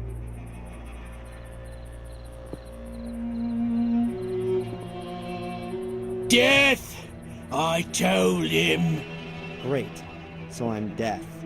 That's the only piece of information I've picked up on this trip so far. And now, back to the hotel? Or is there anything else for me to find out here?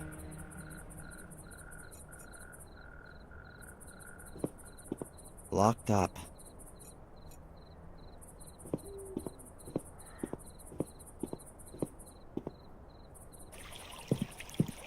Oh, hello, Miss Valley. It's a small world. Darren, nice to... yes, who'd have thought it? Is everything all right? Me? Yes, why? I mean, why not? You seem a bit nervous.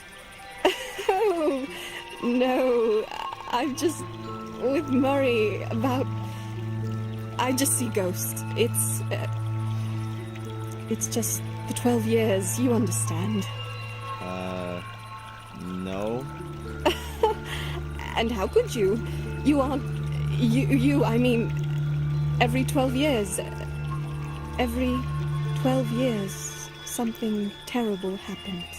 In the village, in the castle, in the forest. Dreadful things.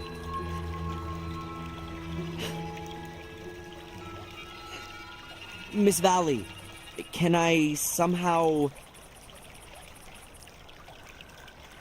Oh... oh no. Please excuse me.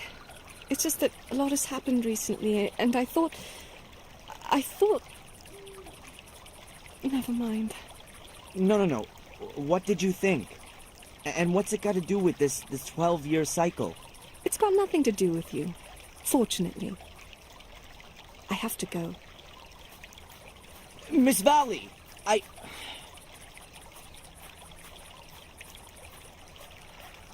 What's wrong with her? She seems to have some serious problems. But so have I. Still no trace of Angelina. Perhaps I'll get some brilliant idea tonight.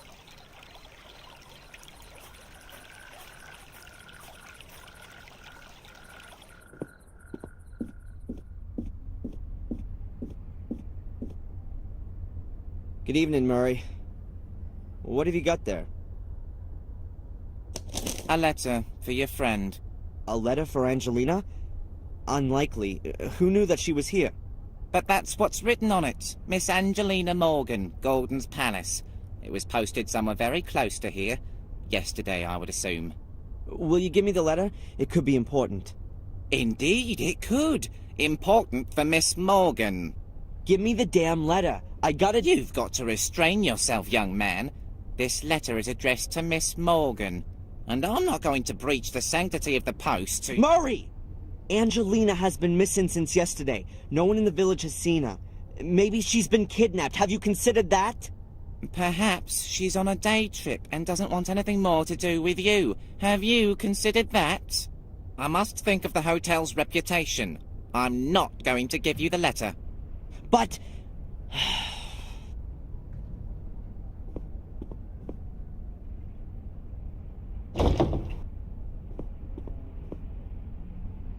Is there anything else I can do for you, sir? Thank you. You've done enough already.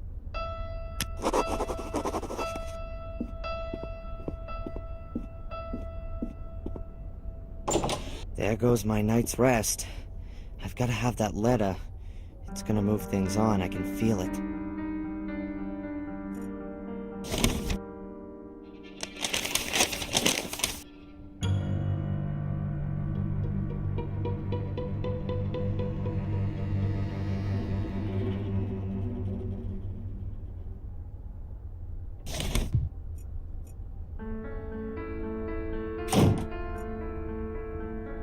Okay, I've got two problems. How do I get to the lockboxes without Murray stopping me? And how do I open the box with Angelina's letter in it?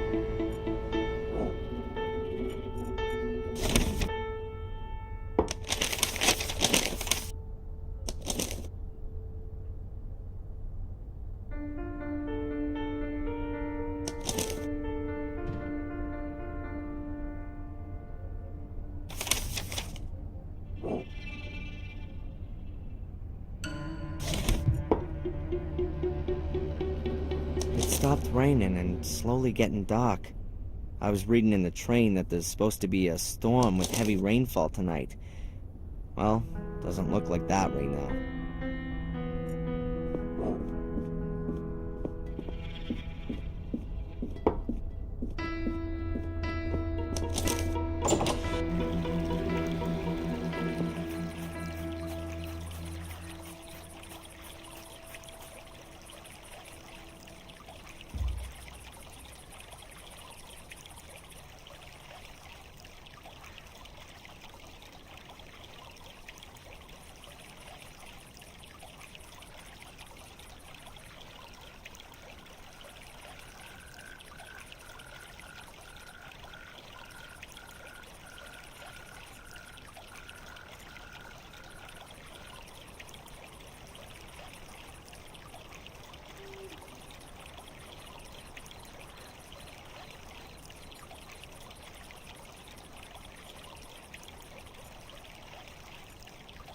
Locked up.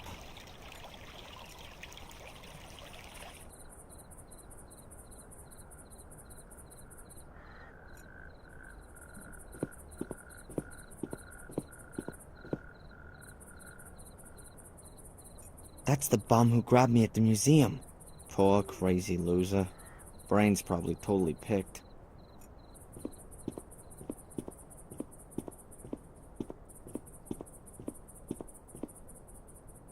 Hey! What's all that supposed to be at the museum? Hey! You know me? You are the Antichrist.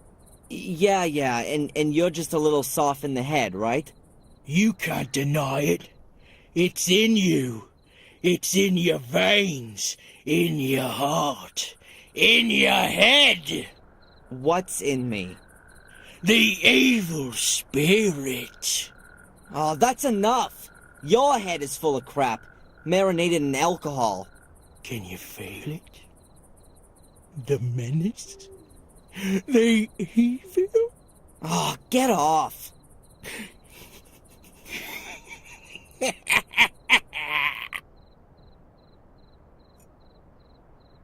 I've got nothing more to say to the guy, and he just repeats the same thing anyway. You're the devil, you're the devil. The stall shut up. Tom also said that in the evenings he had to look after the pub.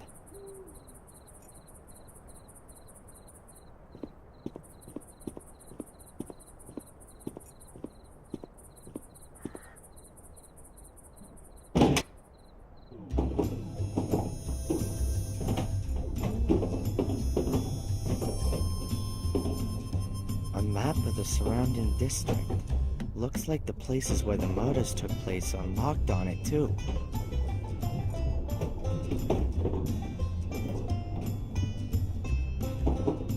If I remember correctly, darts was invented here in England. Or was it Ireland? The Brits seem to have a talent for coming up with all these weird games and sports.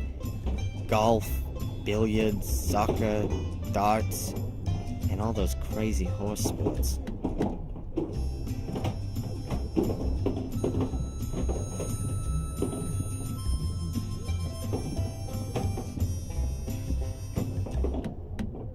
A pinball table. Like everything else around here, looks a bit second-hand. Now let's see. High score. First place, Tom. Second place, Tom. And so on. Ninth place, Vic. Interesting.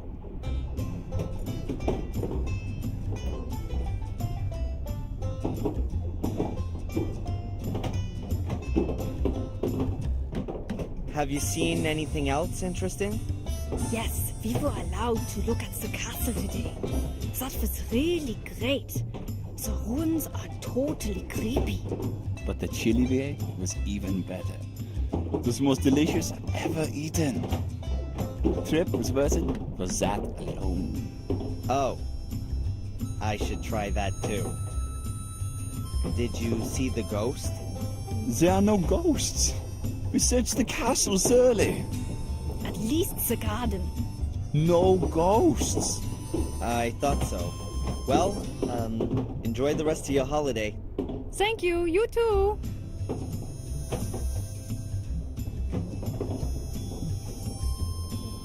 Photos of famous celebs who visited the pub. Impressive.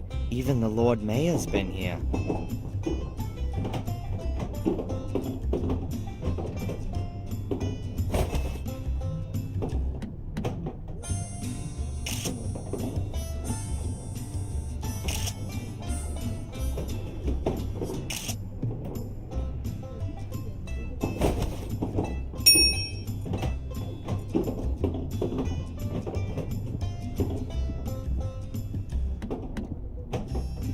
Well, I'm no beer glass expert, but these glasses don't look all that British.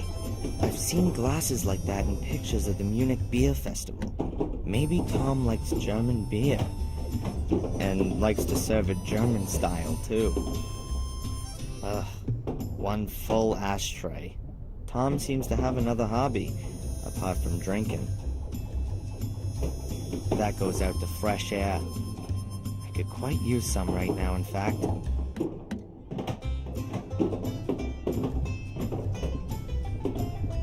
At first glance, it looks like there's plenty of alcohol. Look closer and you can see that nearly all the bottles are empty. I wouldn't be surprised if Tom's his own best customer. Mainly English, Scottish, and Irish specialties. Whiskey, gin, and so on. He looks like he's his own best customer. I reckon that's a fact. In the museum, Bobby seemed all proud and content. But here, he looks pretty sad. Sort of down and listless.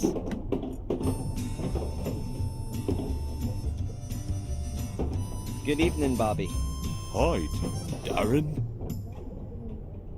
Tell me, these things that you had to help your brother with. I don't do that anymore. It's all right, Bobby. You don't want to do anything illegal, but I have to crack a lock and I don't know how. I don't know how either. Tom knows that kind of thing. I only kept watch and carried things. All right then. I'll ask Tom. Tom shouldn't do bad things anymore either. I'm earning money now as well. Don't worry. I won't ask him to do anything illegal. Tom! Huh? I need to open a locked cupboard. Could you help me with that? Me? What makes you think that? Bobby said something. The fat idiot ought to keep his gob shut. Now then, can you help me out? Call a locksmith. You can buy drink from me, nothing else. Let's have a beer, Tom. Sure, if you're paying for them both. Just because I own the place doesn't mean I drink for free. Sure, that's a no-brainer.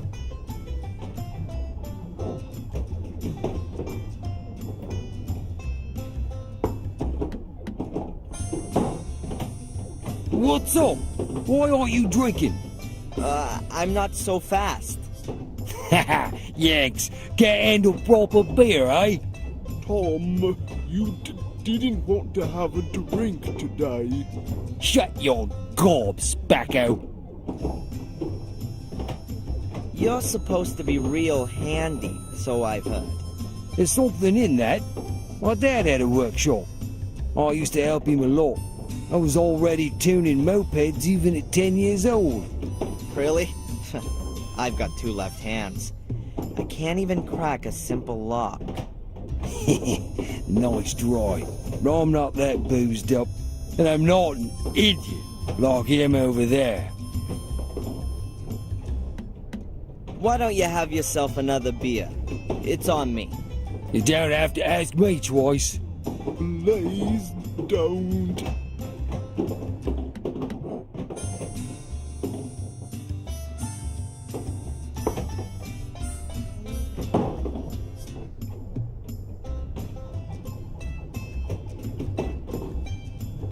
Now tell me, Tom, just theoretically speaking, how could I crack a lock in an old safe?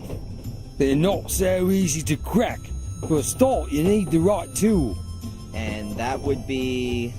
A lock-picking tool. Aha. And only theoretically speaking, I could get one of those from you? Do you think I'm a burglar? I think you'll want the 50 pounds that I'll give you for it. Get out of it. Go on. Off with your mate, Bobby. You make a lovely couple. A right pair of tots. 70 pounds? I want 200 quid. I haven't got that much. Loser. Then you're not getting that too. You're all losers. Just using me. I'd like to bet you couldn't drink 3 pints back to back. You pay, I'll prove I can. Okay. Go.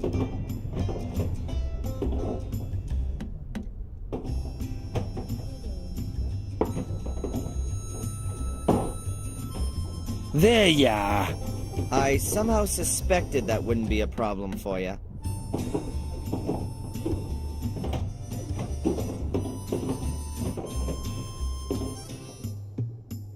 Are you a burglar, Tom? What bollocks? It's all lies.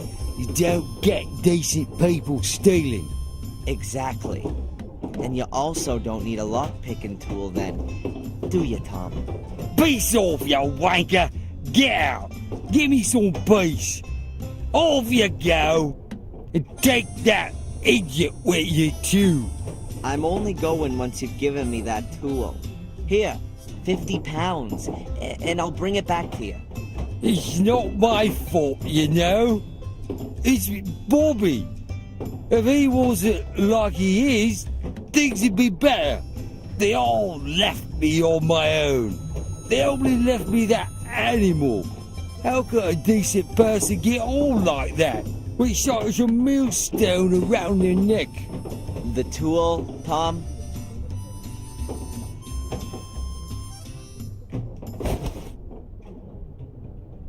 Not my fault. I'll take him home. I'm really sorry, Bobby. It's okay, Darren.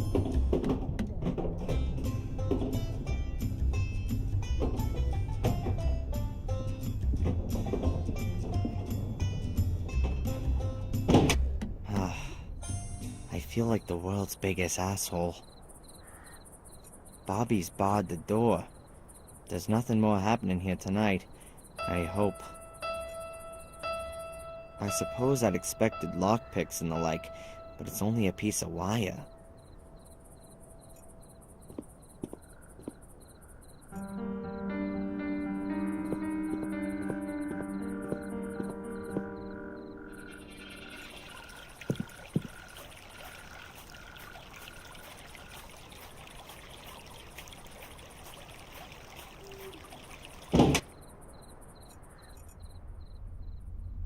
I reckon I can open the lock using Tom's lockpicking tool.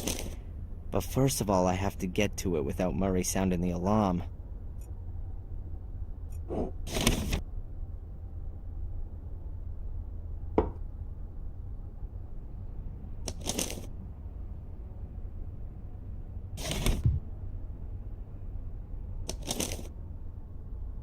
Murray sure enjoys his cup of tea in the evenings. He really seems to like the taste. He's always sipping at it.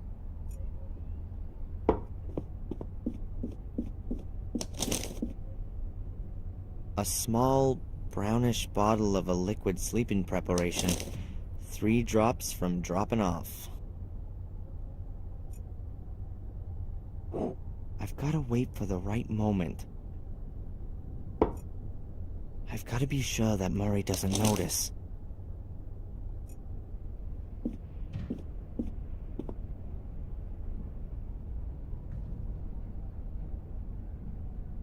That's it. Sweet dreams. Can I help you?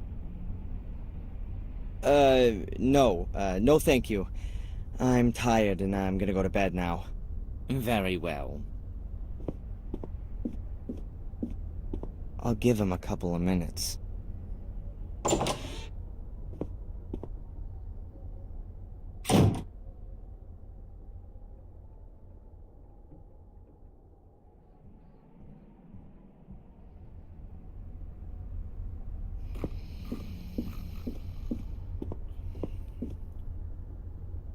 Excellent. He's fast asleep.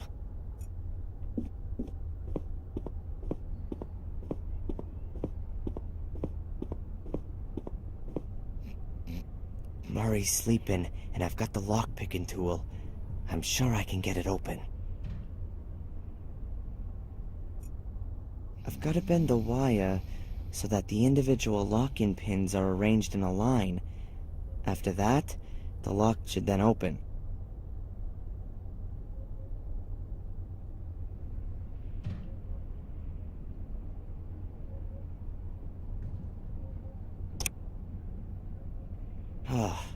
Not quite as easy as I thought.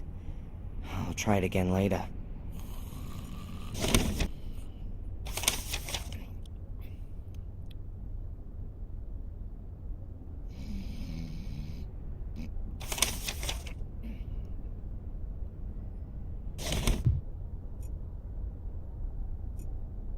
I've got to bend the wire so that the individual lock-in pins are arranged in a line. After that, the lock should then open.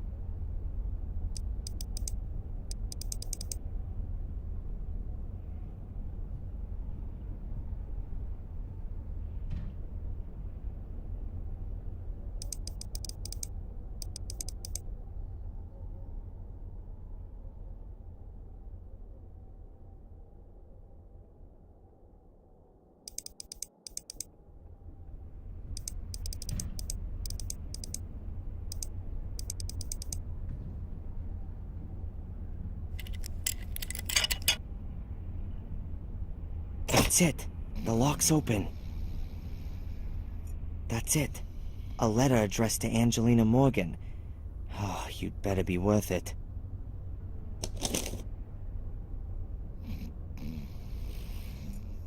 I bet I could also open the other lockboxes. But I've got what I want, and I'm not a hotel thief. At least, not a full-time one.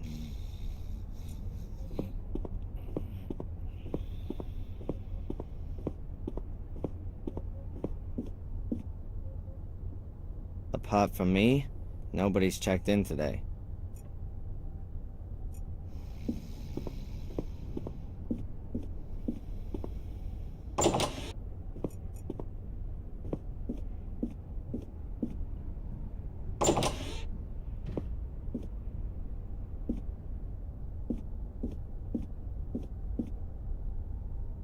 A sealed letter.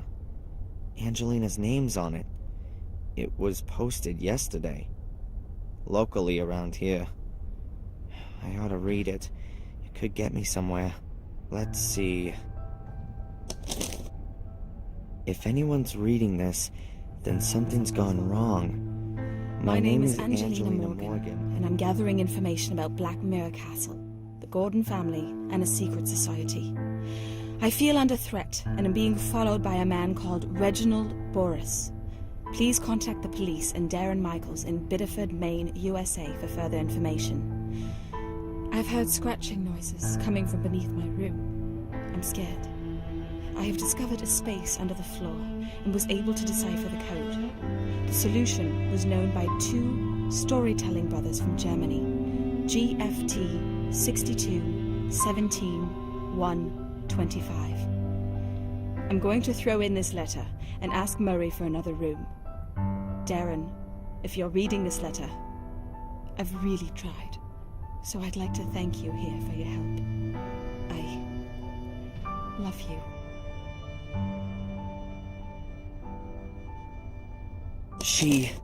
No. I would break down if anything happened to her. Noises under her room. Reginald Boris creeping about the hotel. Two storytelling brothers. Angelina sent the letter to herself. It was her insurance. She knew that if anything happened to her, then this letter would show up. And if nothing happened to her, then she could have simply thrown the letter in the trash. If only that'd been the case. Let's see. If anyone's reading this...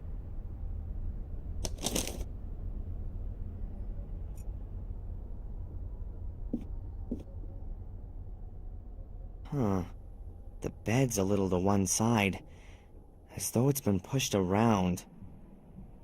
Maybe there's something under there.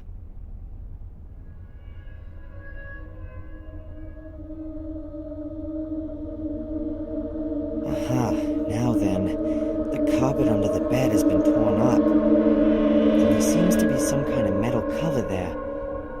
I need to take a closer look at this.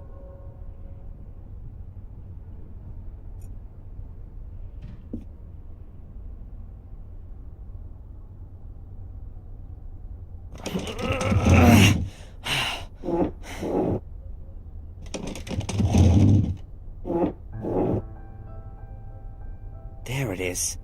A kind of round metal cover. It was hidden under the carpet.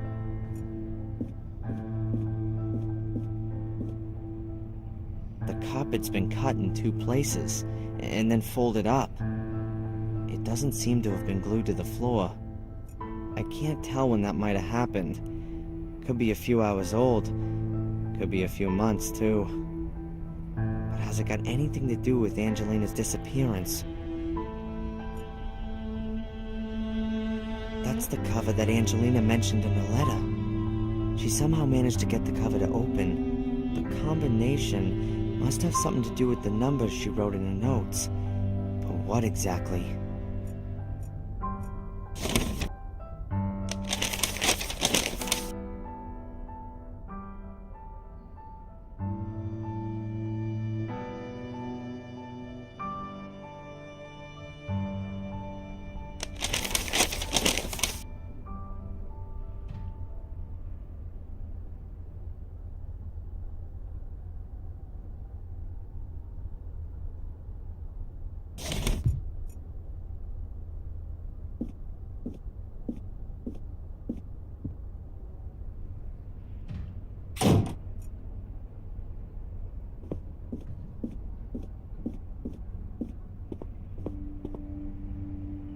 How was that again?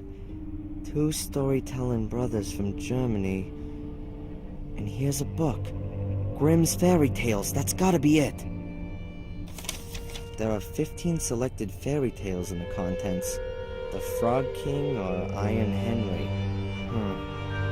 GFT 12 Rapunzel. And so on up to GFT 187.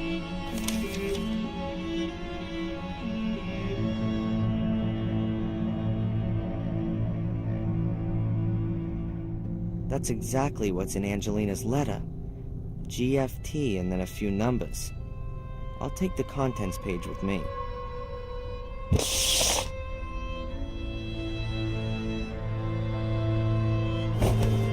Shame about the book, but nobody would have read it in the next 100 years anyway.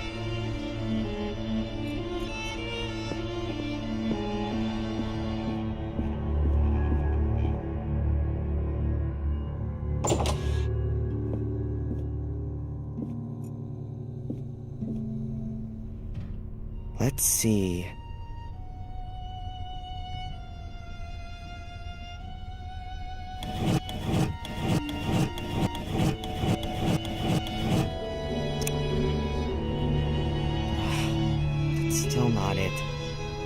done something wrong.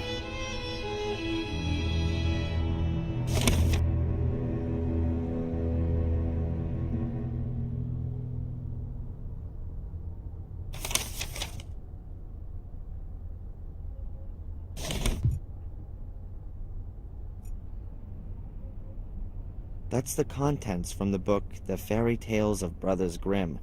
There are 15 in total, all numbered in a list. I only know a few of them.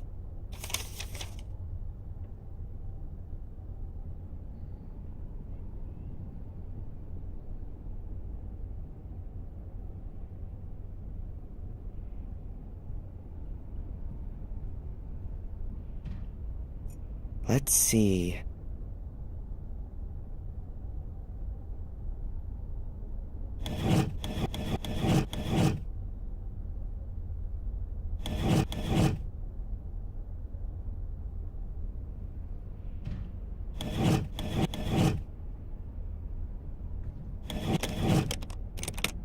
That's it. I heard a quiet click.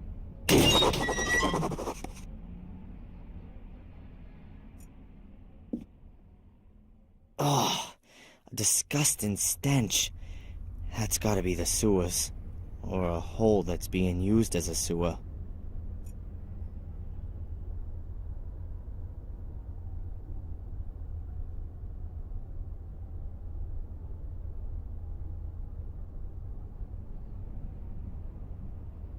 It's pitch black. I can't tell how deep it is, but I think I have to go down there. Angelina's being held prisoner there somewhere. I know it. I need some light. Without a light, there's a good chance it'll be me who gets injured and needs rescuing. A higher chance than me finding and saving Angelina.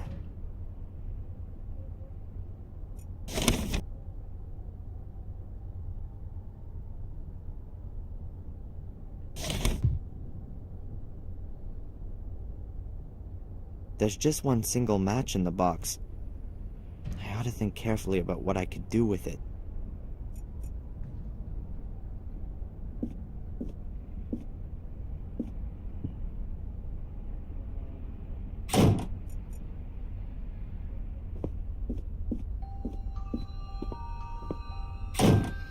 You can't be serious. He's fast asleep, like a baby. Hey, my man. Wake up! How? What? Nah, it's about time. What can I do for you? We want another room. The whole corridor stinks of sewage. Of course.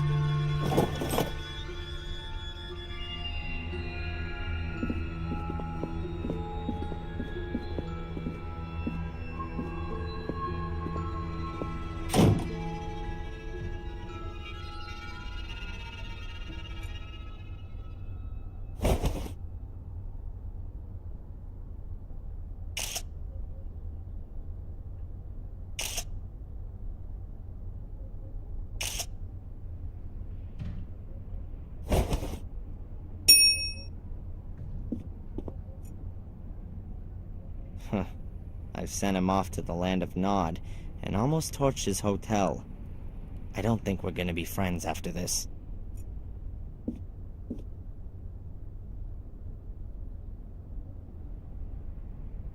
I've heard that the ghost of Samuel Gordon has apparently been repeatedly sighted in the castle.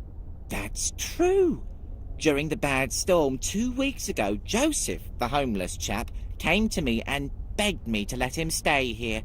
He said he'd seen Samuel's ghost behind one of the castle windows. A harrowing face. He thought he would die. That's probably the real reason that no tourists come here anymore. Yeah, sure. It's got nothing to do with the fact that Willow Creek's got nothing to offer but a couple of cheap plastic corpses.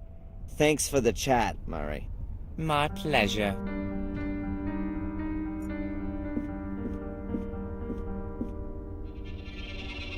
Huh. Lights up in 3 different colors. Oh man, I hate to buy this thing. but I need light, and I need it now. An excellent choice, sir. A tribute to your good taste. Just shut it. A plastic thing about 8 inches long. It's supposed to be a soul key, whatever that is. According to the description, it's supposed to light up, but it's got no batteries in it.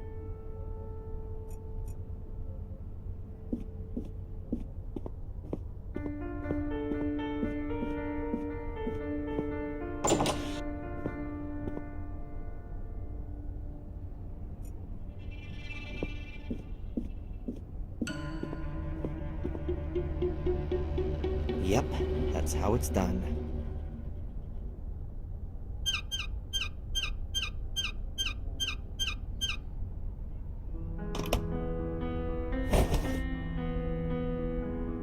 I've got them. 2 1.5-volt batteries. 2 typical 1.5-volt commercially available batteries. The batteries fit and I've got light. So, let's go down into the underground.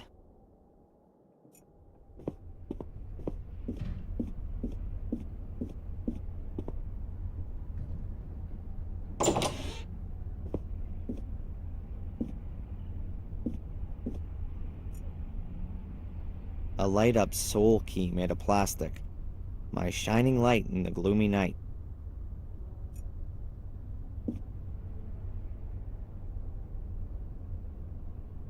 It really is the sewers.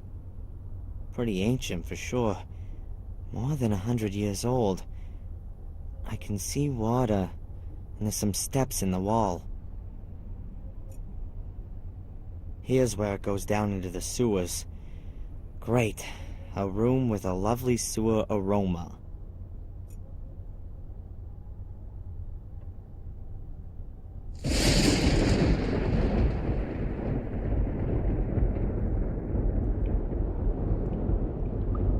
Oh, man. This is not an inviting place.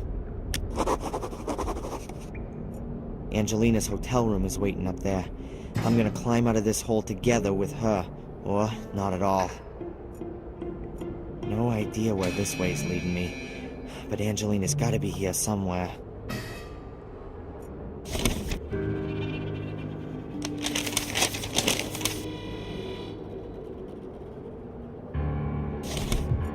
I'm not getting out of here until I found Angelina.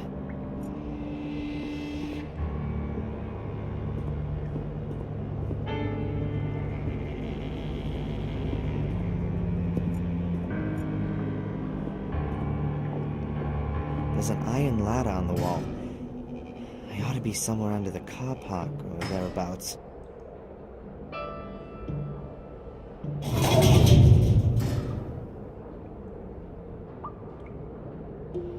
There's a metal cover at the top of the ladder. It's not gonna move an inch.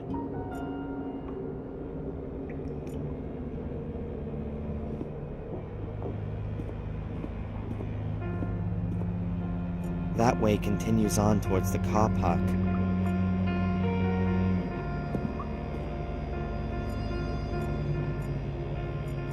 To the right, it goes around the corner again.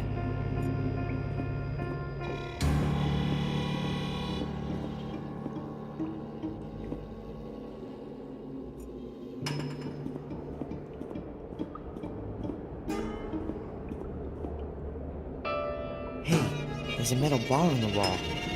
I'm taking it with me. You just never know.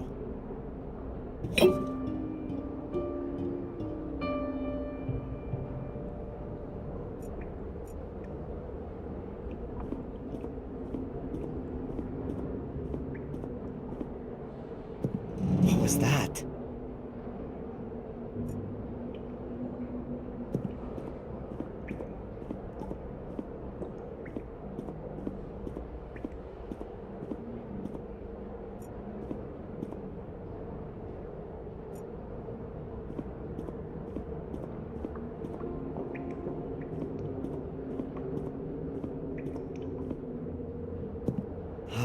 It stinks especially bad in this section.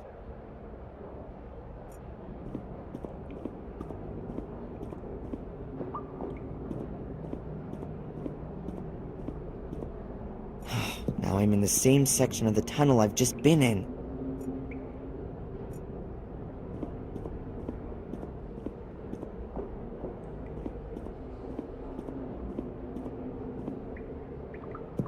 Oh, that stinks.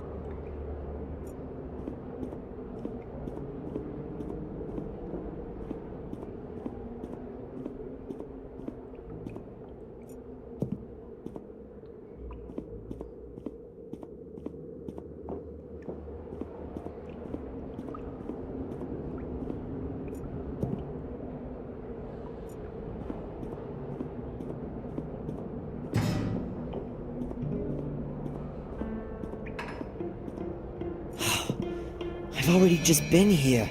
I think I've gone round in a circle.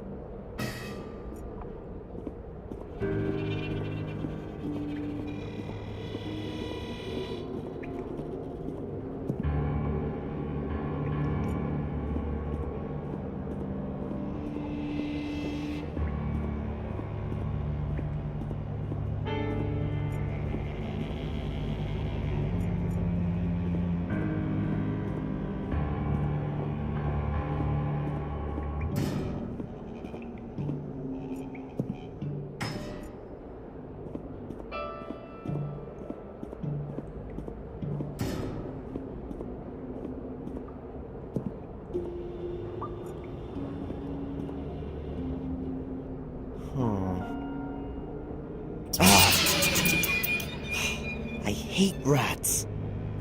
No way I'm putting my hand in there.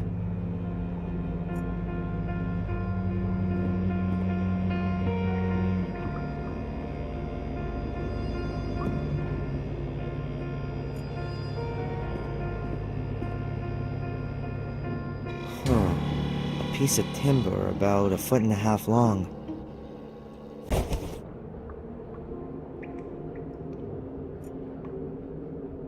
That leads back out of this dead end.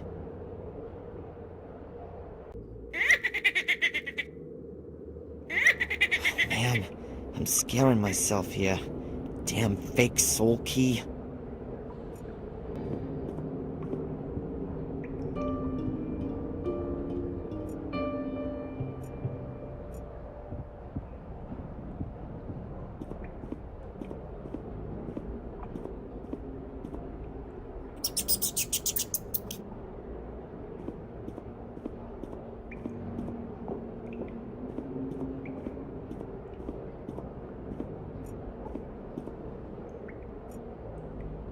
Around the corner there, it goes back to the hotel. There's a room with some steps around the corner. I hope the sewer system doesn't go as far as the village. The bigger it is, the less are the chances of finding any signs.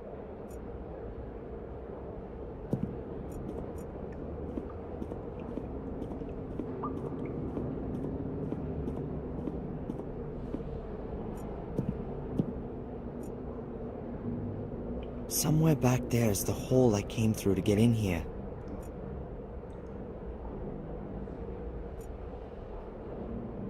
I don't exactly know what all these grates are for. Maybe they're here to stop all the big pieces of flotsam, or they're here to stop folks breaking into houses from the drains.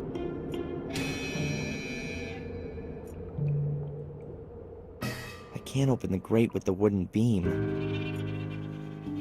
The metal bar is a good 3 feet long. It's rusted away at the tip. The rest of it, though, looks relatively solid.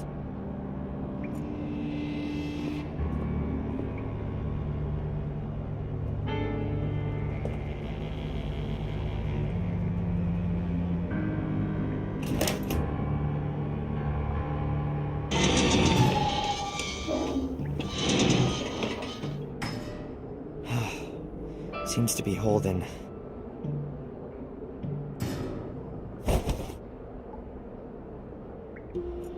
A real dream. Angelina will be able to tell from 100 yards off that I'm coming to her rescue.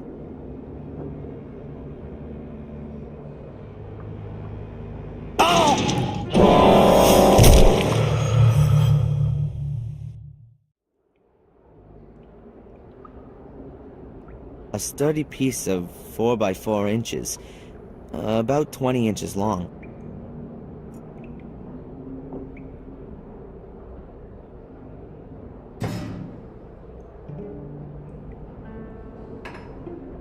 The beam will hold the grate open. The only question is just for how long. A real dream. Angelina will be able to tell from 100 yards off that I'm coming to her rescue.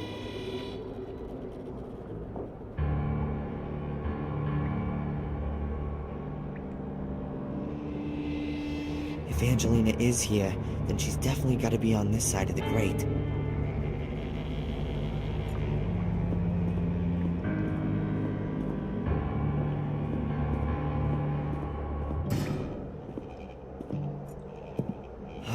It stinks especially bad in this section.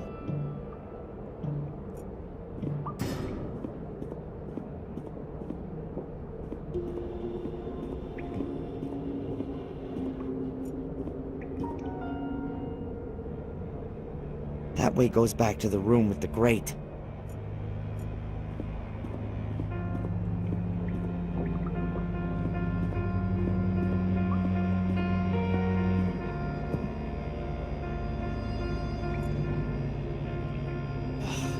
More dark, stinking passages.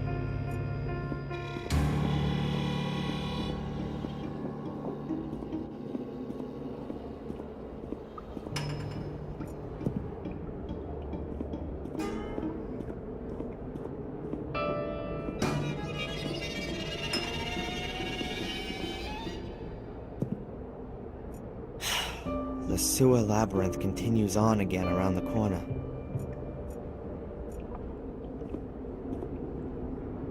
A pipe which goes off downwards at an angle and hangs here.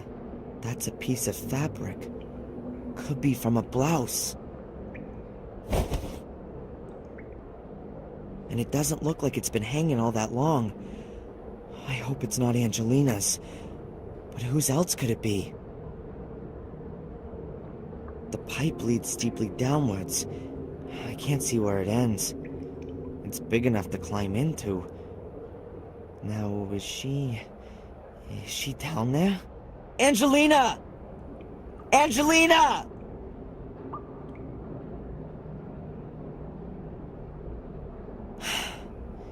Nothing. I'm pretty sure that that's from Angelina's blouse. Here's some blood. Oh, hell.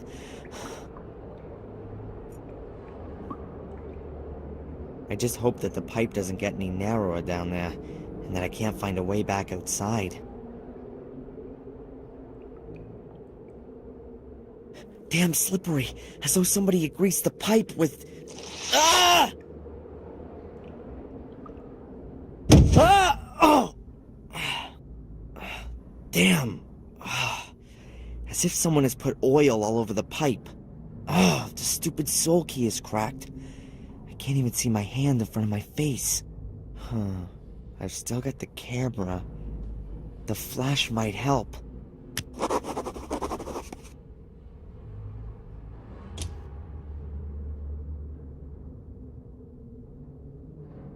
That's definitely no longer the sewer.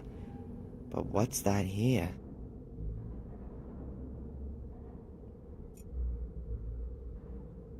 That's the soul key. Or what's left of it. It's shattered into lots of little pieces. I'm afraid there's nothing I can do with that.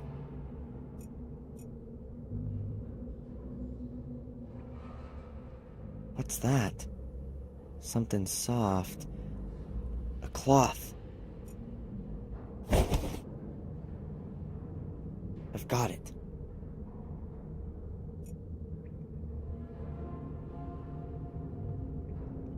That's the pipe that I slid down. I can feel a slippery substance on the floor. No way. I've got no grip and I can't pull myself up.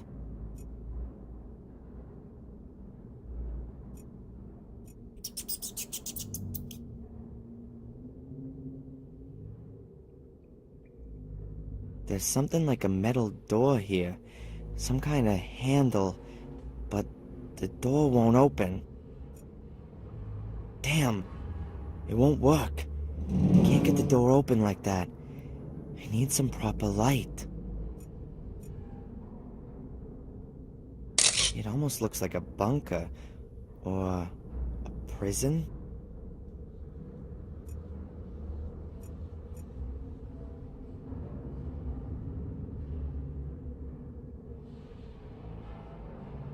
There's something very cold lying here. Metal. A pole or a tube.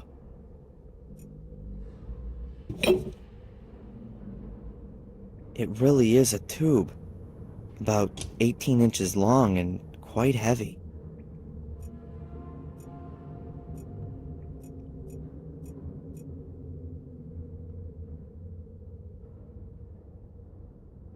A metal thing. A bucket. There's something slimy in it. Oil. Stale, old oil. There's a little bit of oil in the bucket. That's... It feels like rough fabric, but much heavier. And it's very long. A hose. Must be a hose. And it is, too. I have to get out of here, and I need another light source. It's too dark. There's still a match in the box. I ought not to waste it.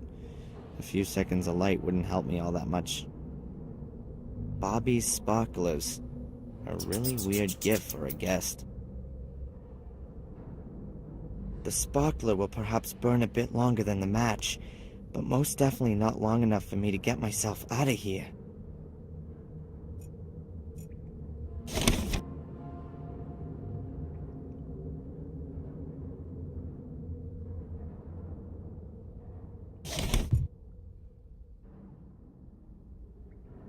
An old cleaning cloth, completely dried out.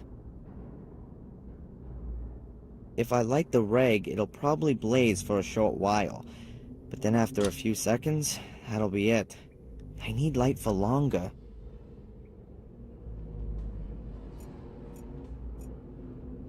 I'll dip the cloth in the oil. Okay, it's drenched in oil, just like my hand. The rag's soaked in oil, and my pants pocket, too. That would burn well, but I couldn't carry a burning rag with me, and just having light here wouldn't really help me any further. A metal tube, about 20 inches long and real heavy. The piece is much too small. I can't even get it wrapped around it. The thick oil slowly running down the bar, but the cloth ought to hold. I've stuffed a corner into the opening of the tube. If I didn't know any better, I'd say that was one superb torch. I'll stick it here in the wall.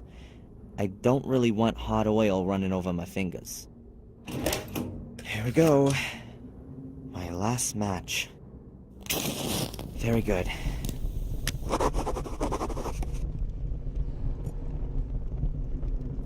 Even with the light on, it looks like a hose.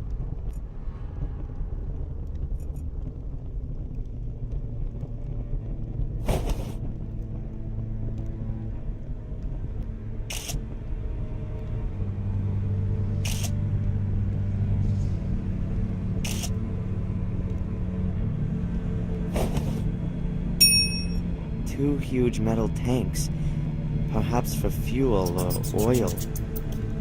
Could also be water tanks. Some kind of oversized tap. There's a connector for a hose on it. Huh. It seems to be normal water. No, I don't want to flood everything.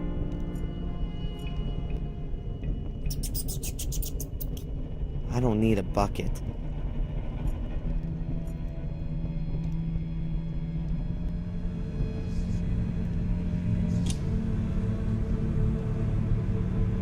really is oil on the floor of the pipe. Presumably the same as in the bucket. I'm not gonna get up this slippery pipe like this. I don't want to go up there before I found Angelina anyway.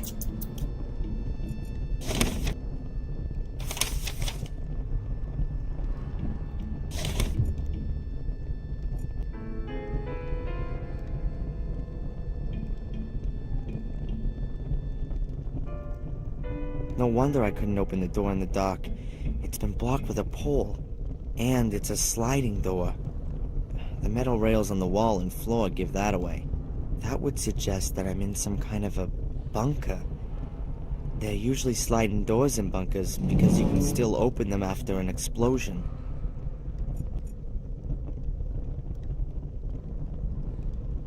Perhaps I can open the door with that. Nothing's happening. A few loose wires are hanging out of the box. Looks as though they've been pulled out on purpose. I'll stick them in again. So let's see. Oh, there's even a light switch. This one here must be the switch for the door. The label makes it somewhat easier. Strange. It only made a noise for a short time. The metal pole is stopping the door from being opened. Of course, the door won't open with that there. I'll take it out of the way.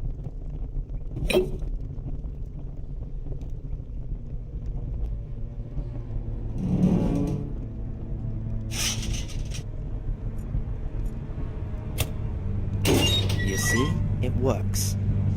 The door is open and the light is on. There's nothing else I can do here.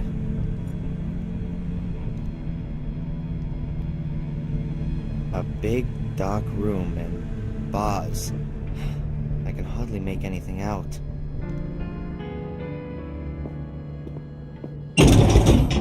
We've been expecting you, Darren. What is this? Who are you?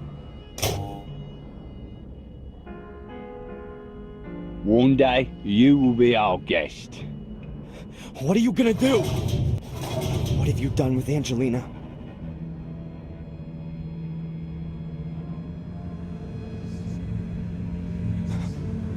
No.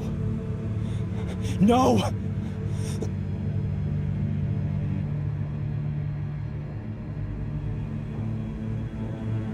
I'm going now. By the way, escape is impossible. This is an old Second World War bunker. There are meter-thick concrete walls, steel, and rock between you and freedom.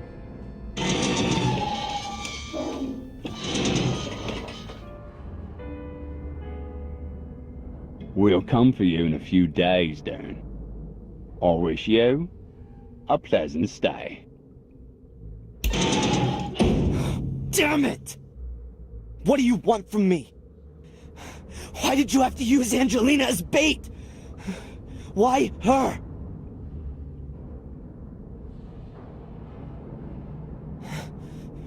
I'm gonna find you. Ugh.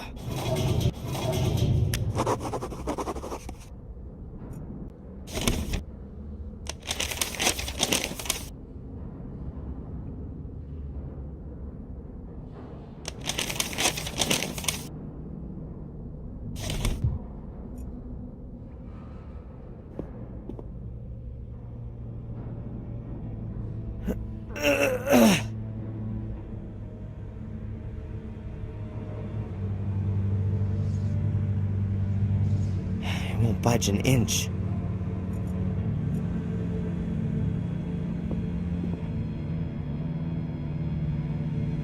Locked.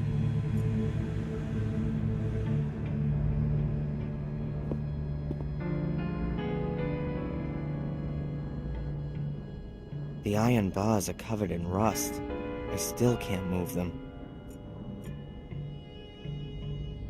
A huge padlock, quite old with a large keyhole. Damn, the lock seems to be rusted up. I've I've got to find another way to open it. A chain that's about 2 yards long.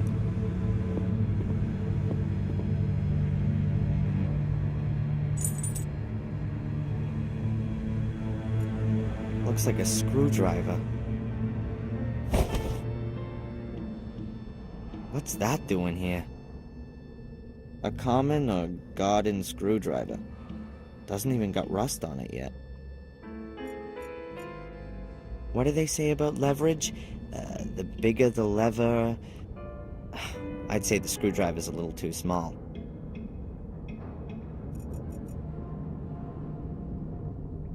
If that would work, then there's no way they would have left the screwdriver lying here.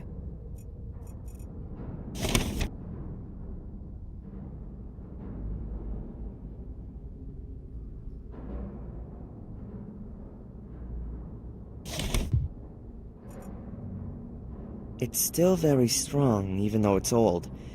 I won't be able to break it open. I could use a welding torch right now. Or... Welding powder. It's a mixture of iron oxide and aluminum powder. That stuff burns at almost 4,500 degrees Fahrenheit and can easily melt iron. And iron oxide is in rust. There's enough of that here.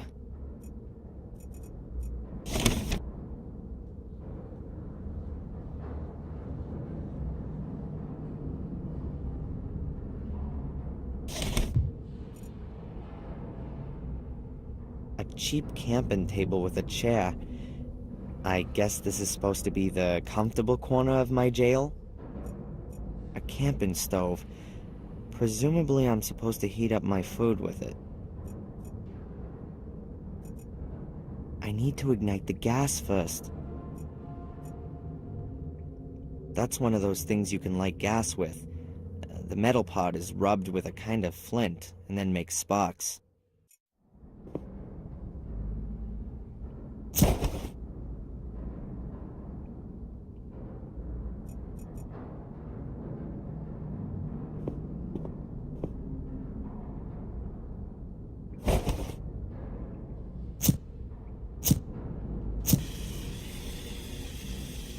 I shouldn't let the flame burn too long. Who knows how long the gas will last. I'd rather not. The sparkler will burn out really quickly. I have to do something else first.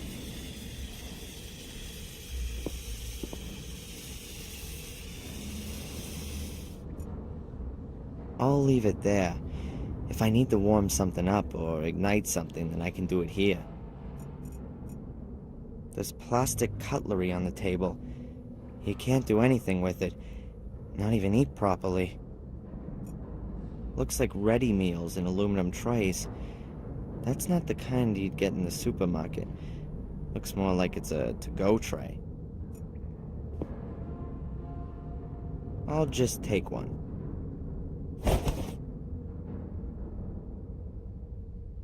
An aluminum tray with some kind of ready meal in it. Hopefully not eel pudding or whatever they eat here in this country. Tinned food, various soups, apricots, beans. Apart from the fact that I've seriously lost my appetite, I don't really fancy a picnic in this cozy underground cell. It seems they don't want to let me go thirsty. That's about 3 gallons. If you need around half a gallon a day, that means they want to keep me waiting here for no more than 6 days. Great. I don't intend to stay down here long enough to eat all this. That's the contents from the Book of Fairy Tales. Nothing interesting to see.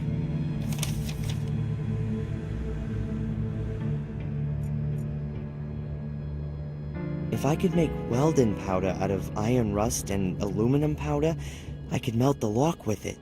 Welding powder reaches a temperature of up to 4,500 degrees Fahrenheit. That doesn't just melt iron, it makes it almost evaporate.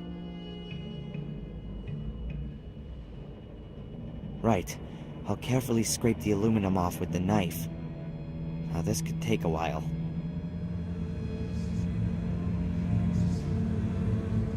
I've collected a small heap of aluminum powder on the pages from the fairy tale book. I've collected the scraped off aluminum powder on the fairy tale book page. Now there's only the powdered rust missing. I better mix the aluminum powder with the rust powder before I put it in the lock.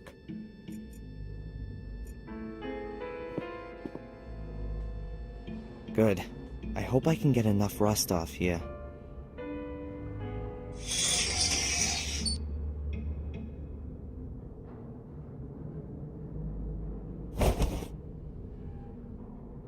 Okay, the rust powder's mixed with the aluminum powder.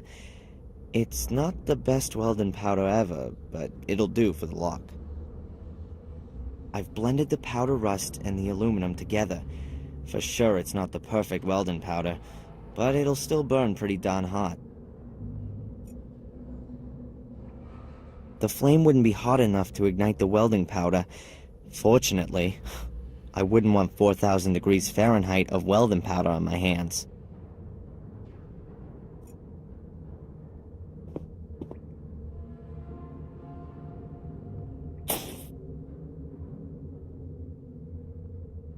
That's it. The welding powder's in the lock. The welding powder's in the lock. I just need to ignite it, and the lock will evaporate. I could be here a while. A few sparks aren't enough to ignite welding powder.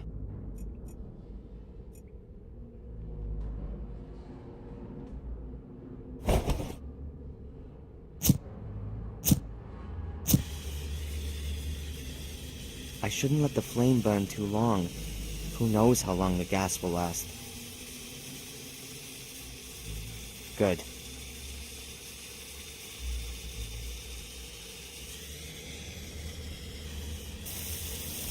It's lit. I'll have to hurry up. It's not gonna burn forever. The sparkler's not gonna burn forever. I need to hurry up. It's the only one I've got. Alright then. Real careful now.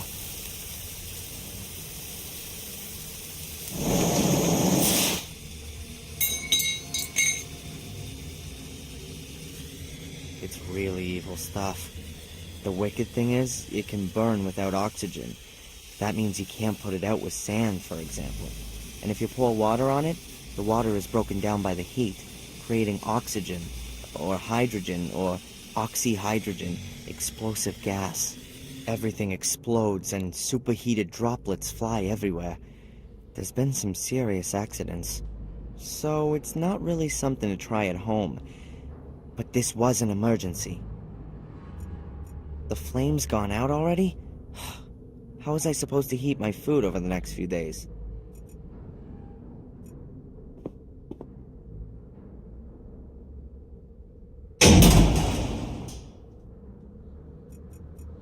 The lock's just a lump of hot metal. It's gonna take days for it to completely cool down. I'll put the light on first.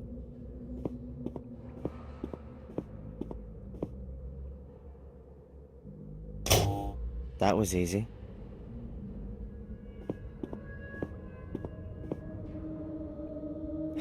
Oh crap. I know I'm gonna regret this.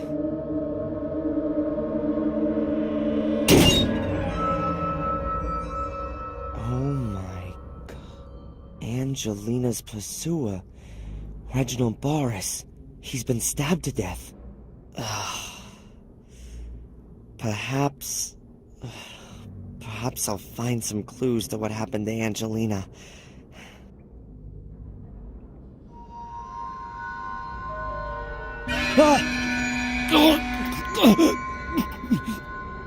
Don't let it happen. You have to stop the evil. God damn it! This can't be for real. This can't be for real.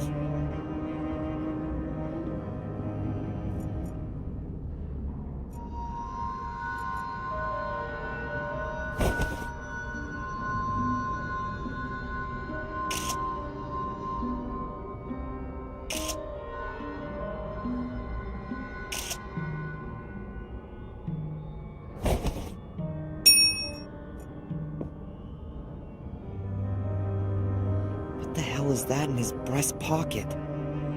Oh, gee, looting a corpse. Just what I needed. But if it helps Angelina...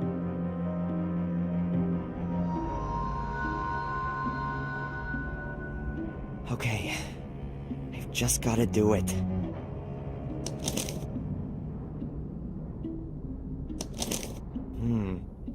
Sounds like a poem. But this is just half of it. The paper's torn. Days be done, Gordon's sun, hanging long and grow, the light end in sight. I've no idea what that means, but I'll take the paper. Boris's note is ripped down the middle. I can only read a half of the text. It reads to me like part of a poem. Days be done, Gordon's sun, hanging long and grow, the light end in sight. And there's something else. Insulation tape. Oh, that's it. Luckily, there's nothing else here. I've searched Boris's corpse thoroughly. There's nothing else I might need. I've seen enough already.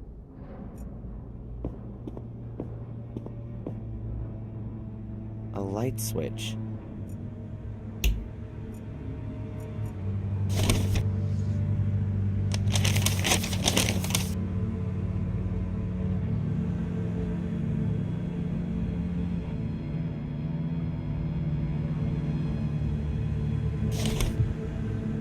I'll put the light on first.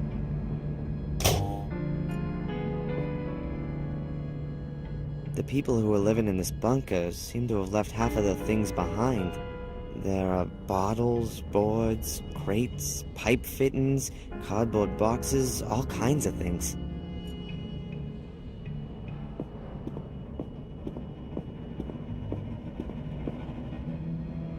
The crate looks pretty rickety. Won't be long before it falls apart. Can't see nothing of interest.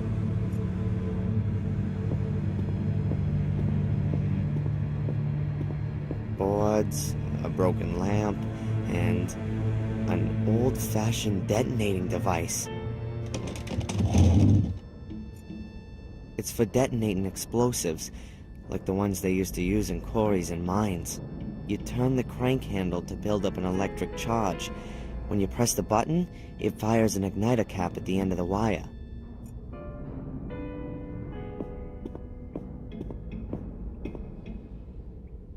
The metal locker must be about 50 years old, like most things here.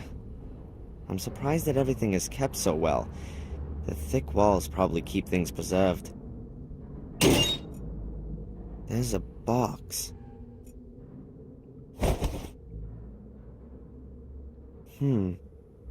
These are cables with igniters, presumably for dynamite. I'll take one of the cables with me.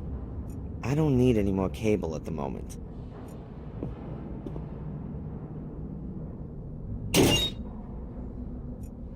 What have we got here? Whoa, a stick of dynamite. Does 50-year-old dynamite still work?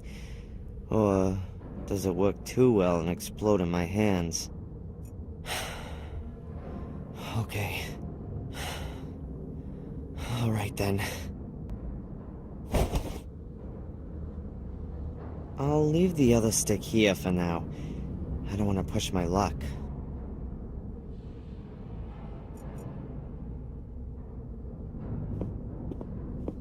Absolutely no way.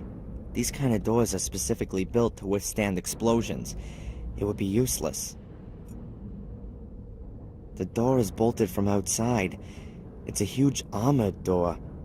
I can't break something like this open. I'll have to look for another way.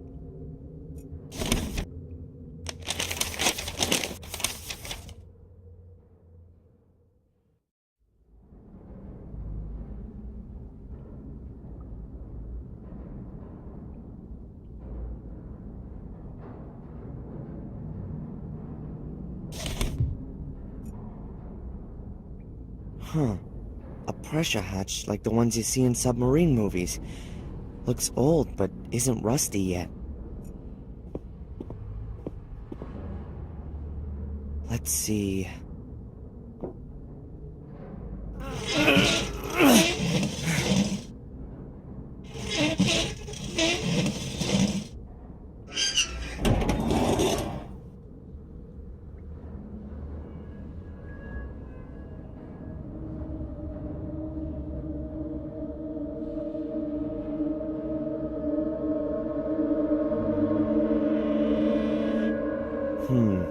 There's not much to see.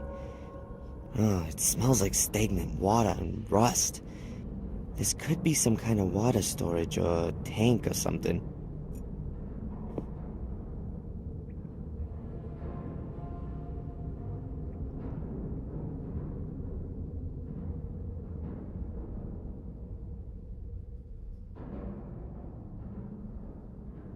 There are rungs on the wall.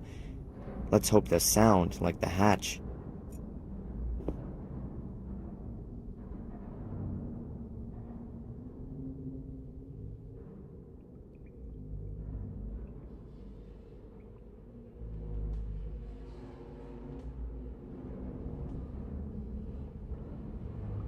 The ladder leads up to the pressure hatch.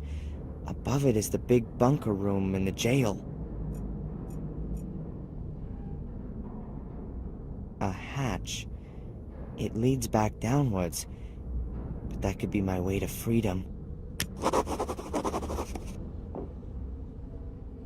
There's a pair of gloves and a wrench. I'll take them both with me.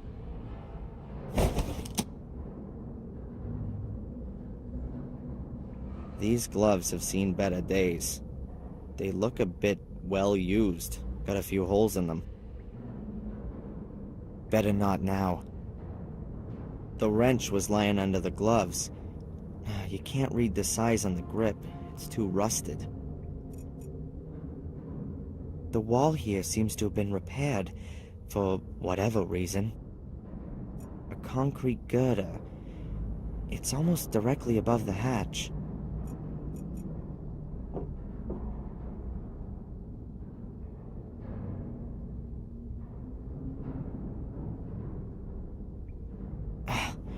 It's not moving. The hatch is very rusty, probably because of the water down here. What a disgusting brew.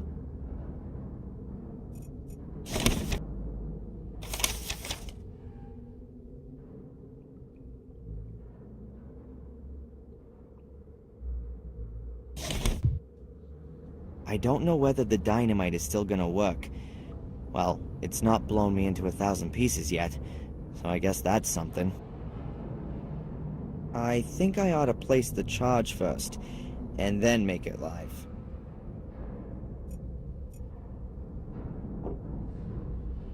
You know, sometimes the only thing that helps is brute force.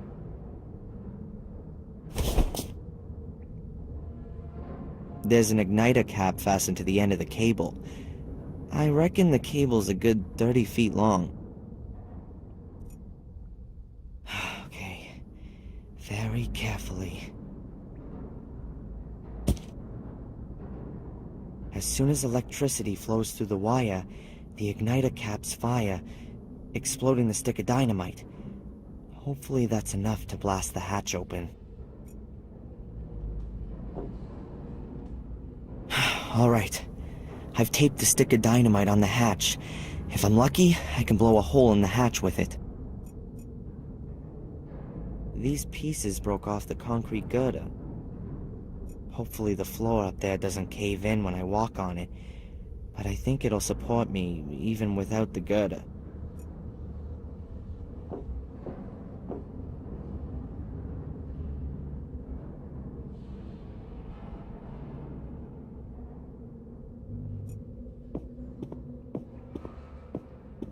I'll have to position the stick of dynamite and attach the fuse cable first. Alright, I'll wrap the ends of the 2 wires around the contacts. The wire's connected to the stick of dynamite in the detonator. Everything's ready for the explosion.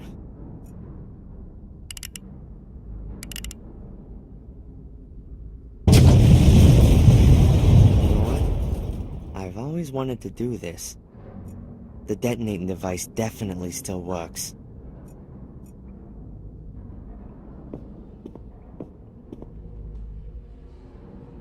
Good. There's another stick of dynamite, just in case the first one isn't enough.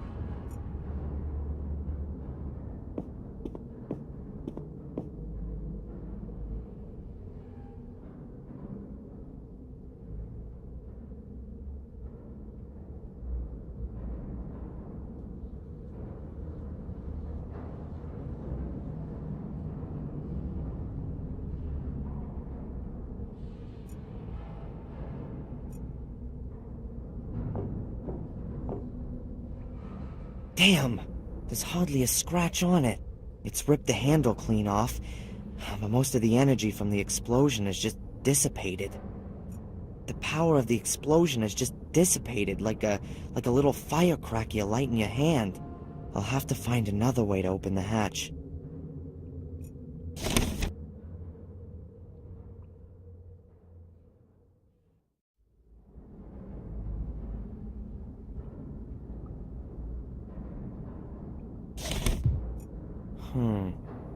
If the girder fell down, it would hit the hatch, and one beam, more or less, shouldn't affect its stability.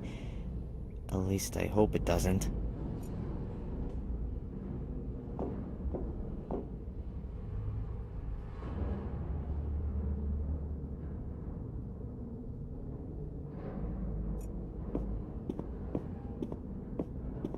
I'll have to connect the dynamite to a fuse cable first.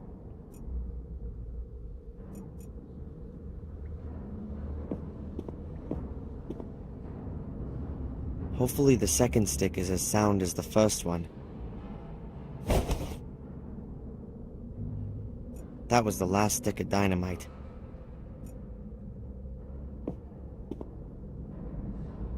Another fuse cable.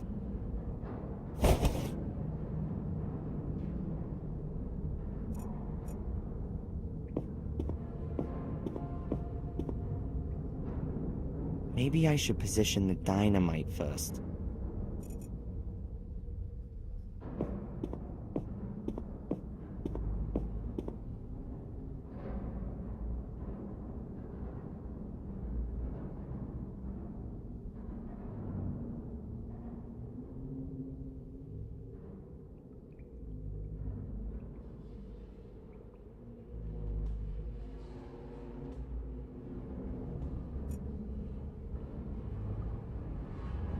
The first explosion has hardly scratched the hatch. A second one's not gonna do much more.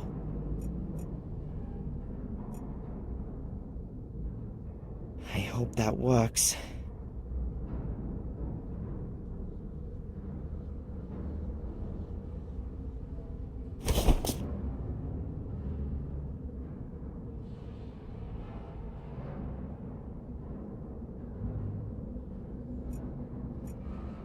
Okay, very carefully.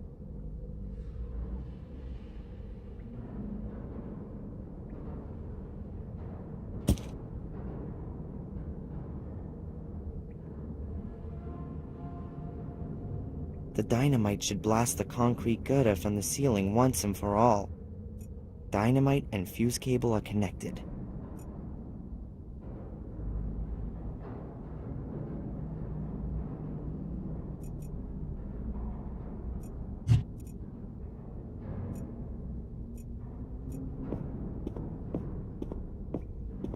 I'll wrap the end of the 2 wires around the contacts again.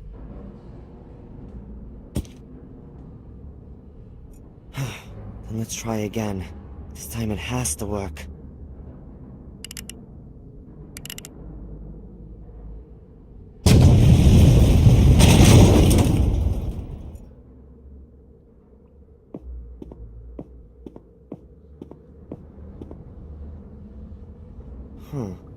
A hose. Quite thick. The kind that firefighters use. I guess it's been lying around here for years. It probably won't last much longer. An old box. Let's see. Magnesium flares. I'll take them. That's no idea what that is. It says here that it's a rubber dinghy with a built-in compressed air capsule. You pull the ripcord and the dinghy inflates within seconds. Phew. It must have been the cutting edge of technology back then.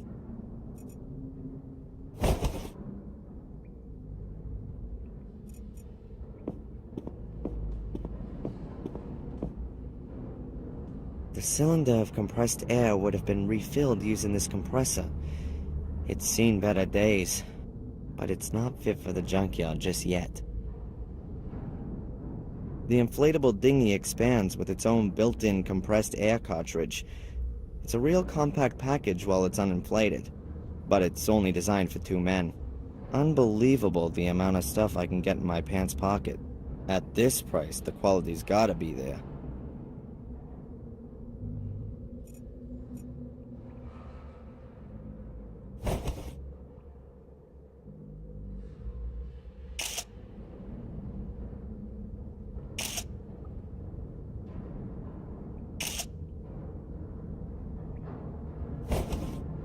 I think that the picture has turned out very well.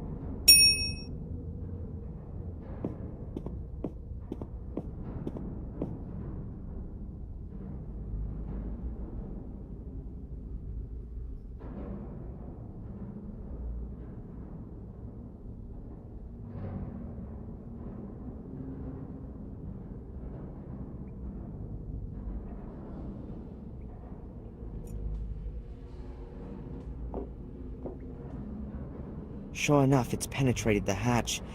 There's some kind of pipe down there. It leads downwards. It would be big enough for me, but I can't see where it leads. And I can't squeeze past the piece of concrete. I can't move it, it's too heavy. This damn beam is blocking my way. I've got to find a way to lift it.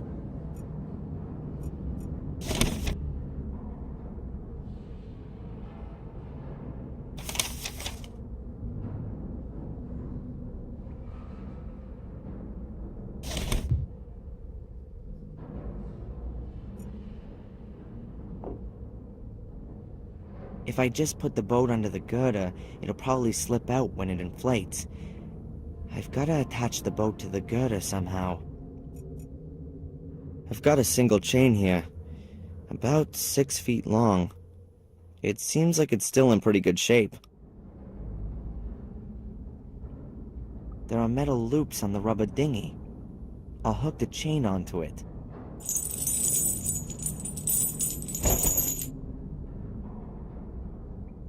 I've hooked the chain through one of the metal loops on the boat.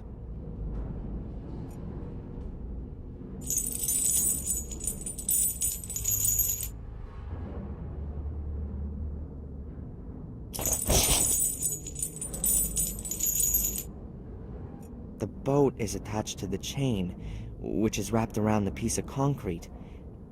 That might work. And up it goes.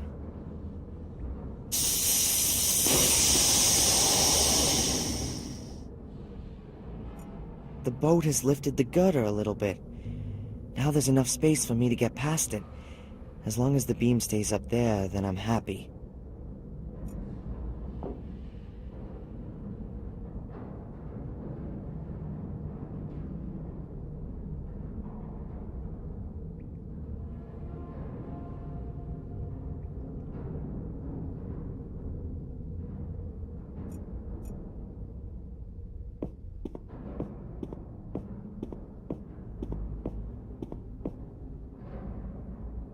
Damn. Up there's the way out. But there's no ladder here. I'm guessing that the room up there is the one behind the steel door. But I can't get at the grate.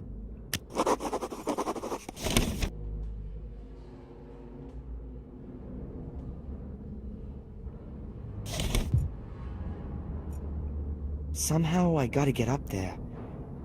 Perhaps I could flood this pipe and swim up?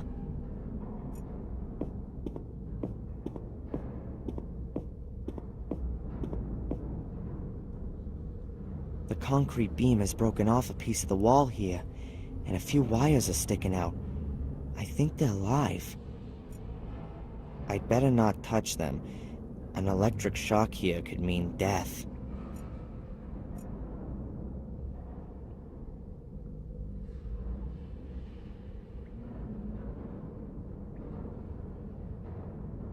A water hose, maybe 10 yards long.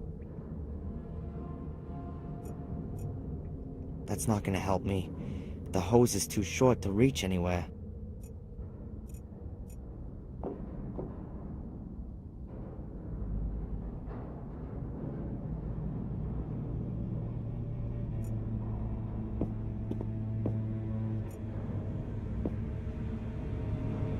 The metal door closed behind me when the guy pulled one of these levers. Let's see.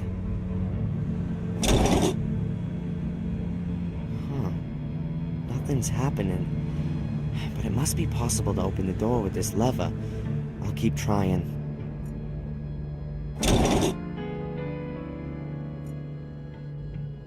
That's one of the 3 levers.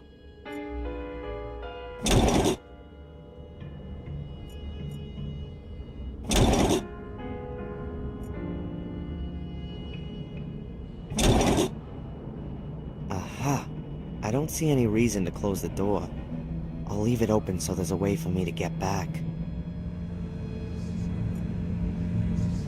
I wonder why there's a jail in this bunker. Who'd they want to lock up here?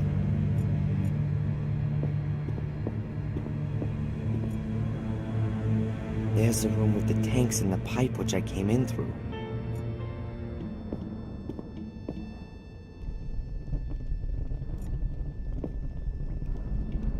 A fire hose with metal connectors at both ends.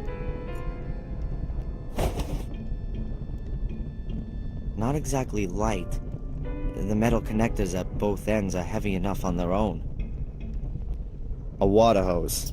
About 15 yards long, I guess. That wouldn't get me anywhere. The hose would only just reach beyond the cell. What am I gonna achieve with that?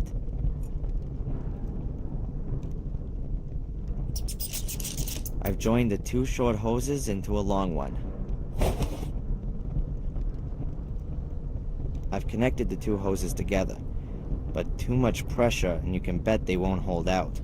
The section of the hose from out of the water doesn't look too good anymore. I'm gonna have to do up the clips by hand.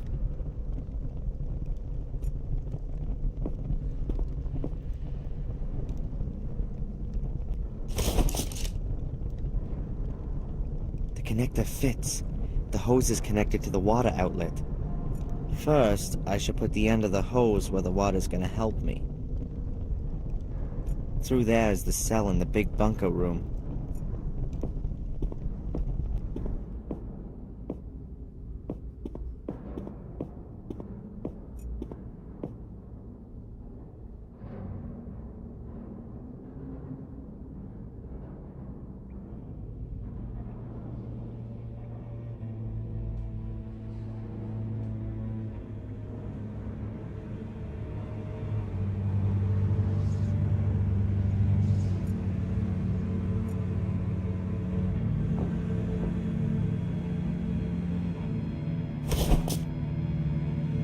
Just long enough.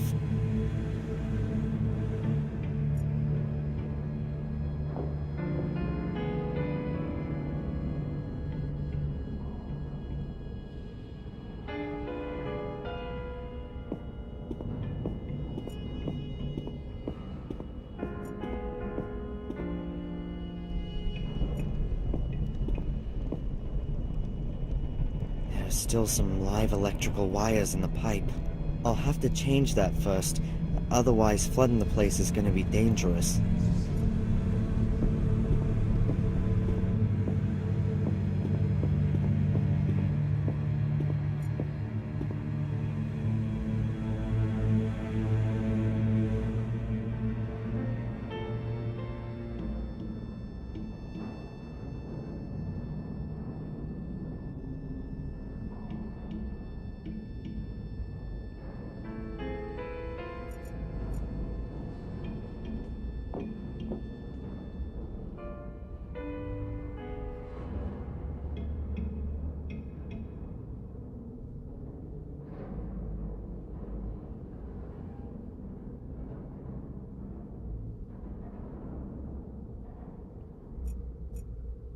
Stripping the wires is a good idea. Holding on to the ladder at the same time is too. But doing both at the same time is pretty difficult. No way. The gloves are such poor quality that I'd rather do without. A roll of insulating tape. Self-adhesive. I'll wrap the gloves with insulating tape. I've stuck the insulating tape around the gloves. That ought to stop me getting a shock when I fiddle around with the power cable. It'd be best to bend the electric wires out of the pipe and into the tank room.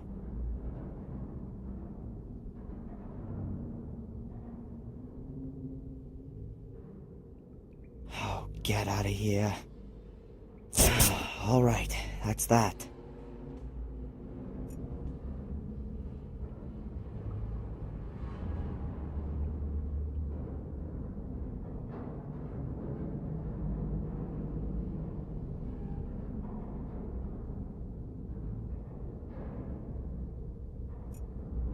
The wires are bent upwards and safe.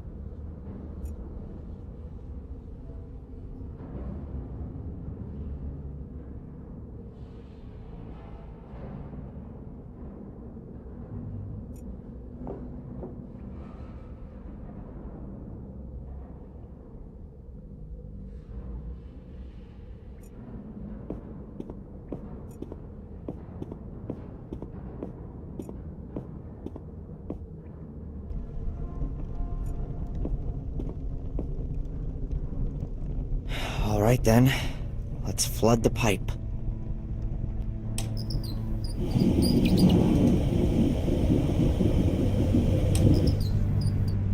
That should be enough.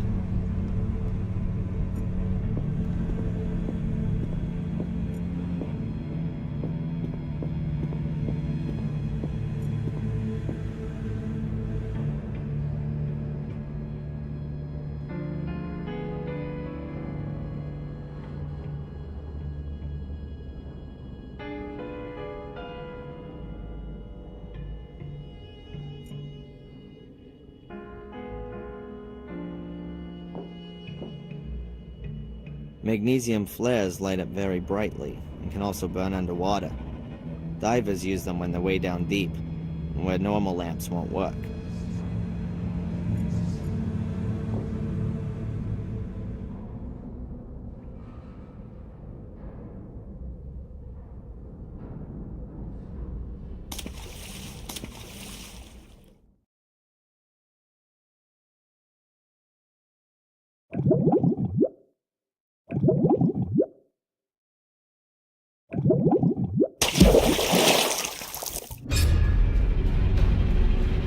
Those are nuts.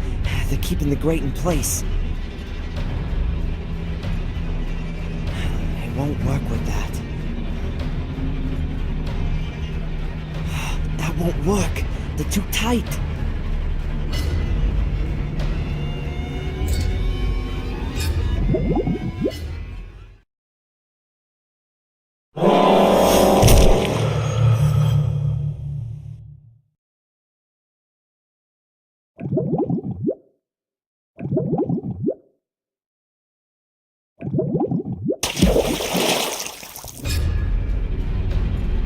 Those are nuts. They're keeping the grate in place.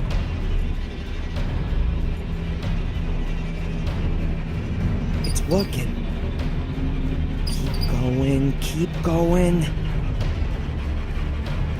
Just one more. Oh, that's it.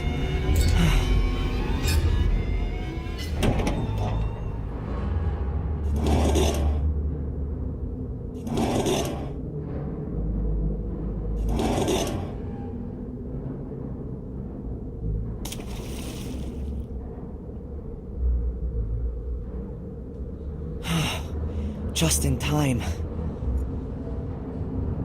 I almost drowned just now, and I want that to stay as an almost.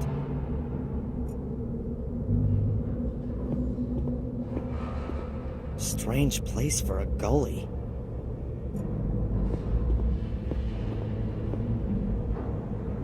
Brilliant. I almost killed myself getting through the first door, and the next one's waiting a few feet on.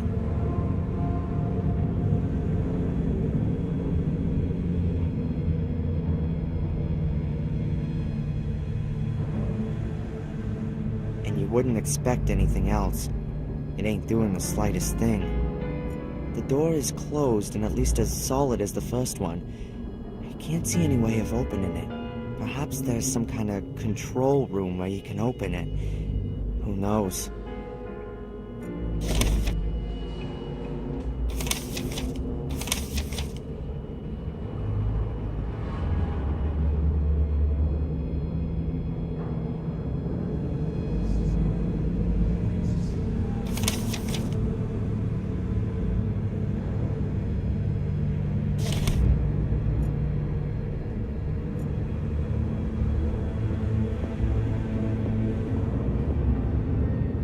This room looks less like a bunker than the other one. More a combination of a bunker and a mine. Perhaps the builder of this bunker used a remote part of an old mine? The rock face gives extra protection, and less earth would have to be moved. There's a crevice, a crack in the stone, about half a yard high. I can't really make out much, but the crevice seems to go up diagonally. The crevice has been covered by a grate. That might suggest that it leads outside. But the bars of the grate are very thick and secured in concrete. It's gonna take a lot of force to bend it or rip it from the stone. An old wagon, like what used to be used in mines. It appears to have been built to transport heavy loads. It looks very solid and heavy. Huh. One of the wheels is missing. Perhaps that's why it was out of service. I can't move the wagon as long as it's missing a wheel.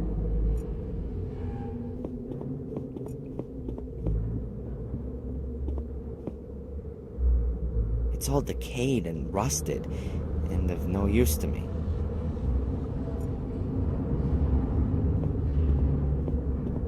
An iron chain, quite solid and around 5 yards long.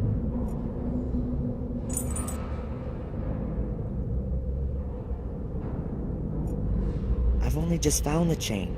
I don't want to throw it away already. The chain's a little rusty, but it still ought to hold a few tons.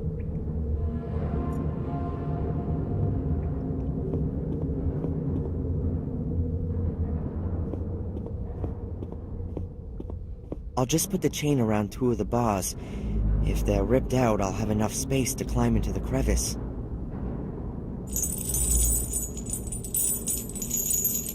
Now I need to fasten the other end of the chain somewhere. The wagon's not gonna run away from me. There's no reason to chain it up.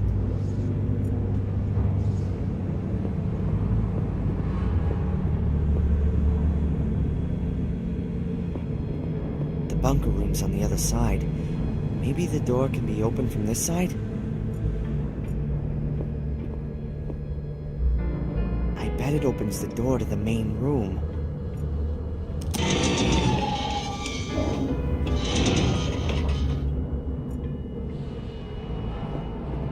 That's the way to the bunker room.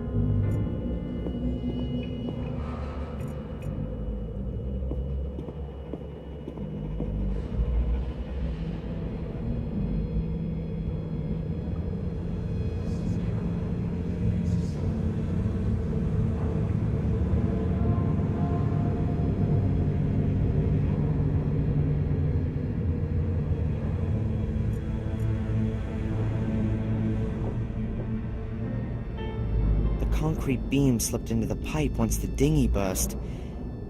That's why the water has risen so high. Besides, I don't want to go back down there. I prefer to stay dry.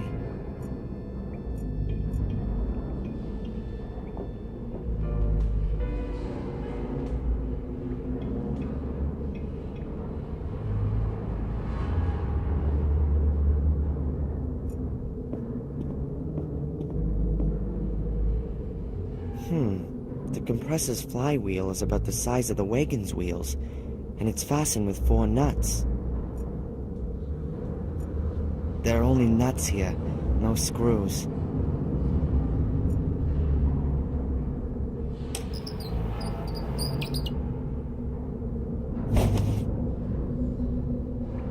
Got it.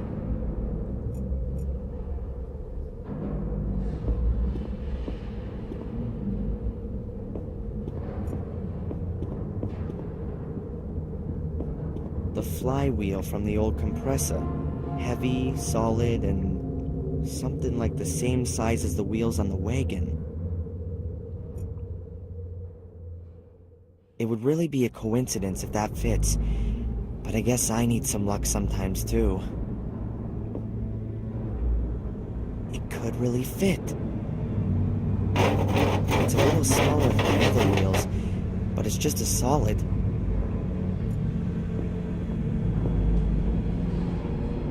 Let's see. It works. Damn it, that's it. The planks aren't quite as robust as I thought. I'm not completely sure what moving the wagon has achieved. Perhaps nothing at all? Weird. One of the planks is broken. Fortunately, the others are thicker and have lasted. There's a shaft down there. I can't see the floor. I can just see darkness after a few feet. I'll move the planks to the wall over there.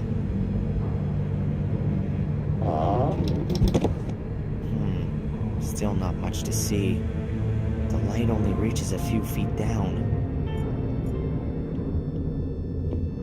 The planks are of various thickness, and some are much more worn than others. Perhaps they're made out of different kinds of wood. I'll take one of the thick, solid ones. I'll leave the rest where it is.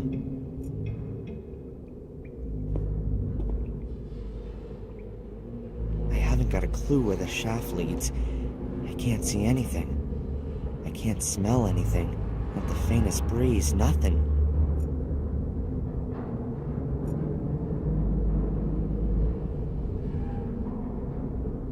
Get out of here. It's disappeared. I don't even want to know how deep that thing is. I'm definitely not going to climb into it.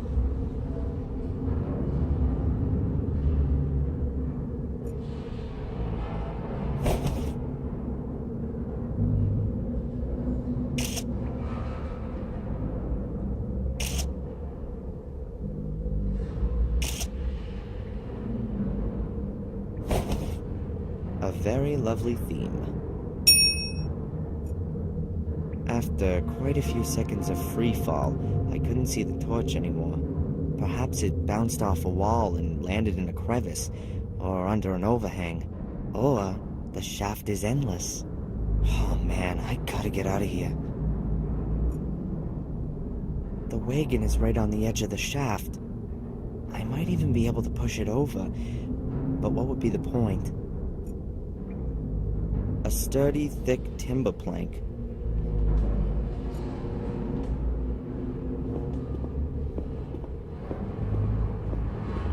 The plank still seems pretty sturdy, but it won't be able to break the metal bars out of the concrete. I've put one end of the chain over the bars of the grate.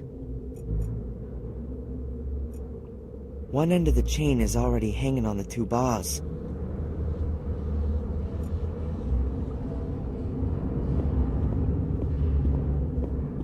I'll hook the chain under the coupling. It's directly attached to the frame and should be able to hold plenty. That's it. The bars and the wagon are connected by the chain. Okay, I've chained the wagon to the grate. If I were to push it into the abyss now, it might rip the bars of the grate out of the concrete. But maybe not, and I've only got one try. I should make sure by increasing the weight of the wagon. Will the weight of the wagon be enough to rip the grate out of the wall? Perhaps I should make doubly sure. A pile of stones. Most of the stones must weigh at least 60 or 80 pounds. The stones are adding real weight, and I can barely manage to get them into the wagon.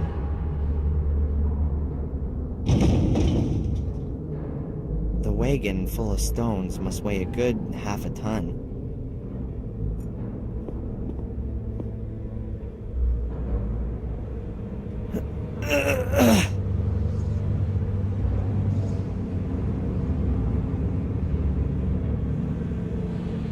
The wagon is right at the edge of the shaft, and it's full of 100-weight stones. I can't move it an inch. I might be able to move it that short distance with a lever.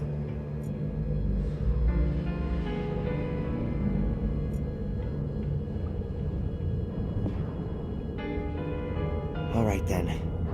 I just need to make sure to get out of the way quick enough as soon as the wagon falls.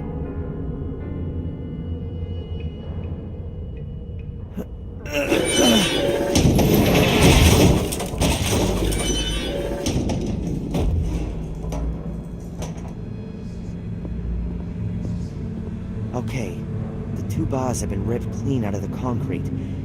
Now there's enough room to climb up through the crevice. Let's hope that the crevice leads to freedom.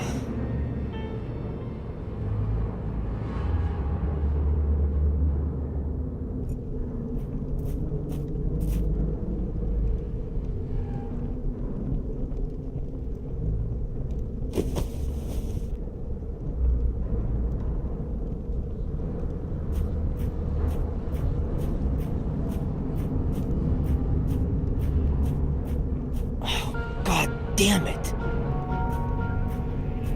I'd crawl out of the trap and land in the Order's assembly room? Oh, this can't be for real. Fortunately, it looks like there's no one here.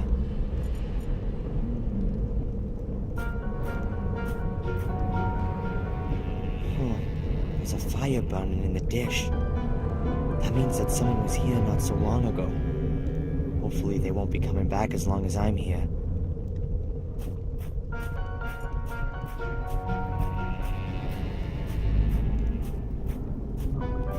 Have to crawl about 2 yards through the shaft. I guess the bunker room is at least a yard deeper than this room. No way.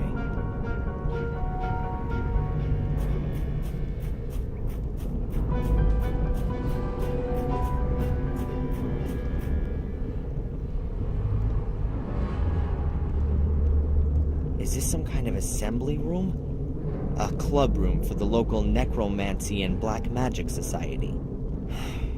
Okay. As soon as I found Angelina, I'm out of here.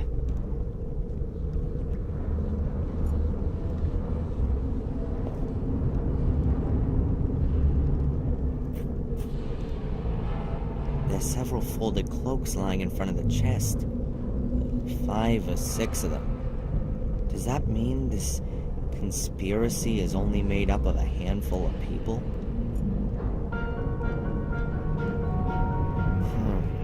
No clues. Nothing that might help me.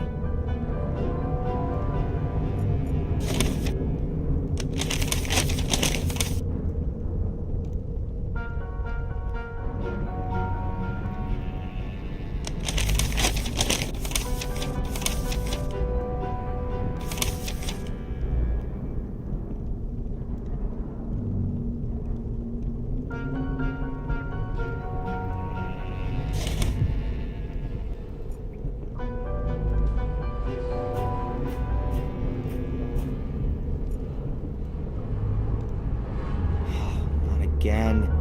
Why do I continuously find myself standing in front of locked doors? Ugh! Oh, hell. That's another way of doing it. That way leads outside. I guess I'm somewhere between the hotel and the village. Alright. Calm down now.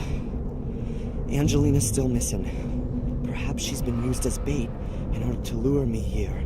But why? Where's she now? Perhaps I should talk to Miss Valley again. She knows more than she lets on. The question is, what's with the Order? I mean, who belongs to it? What do they want from me? Ah!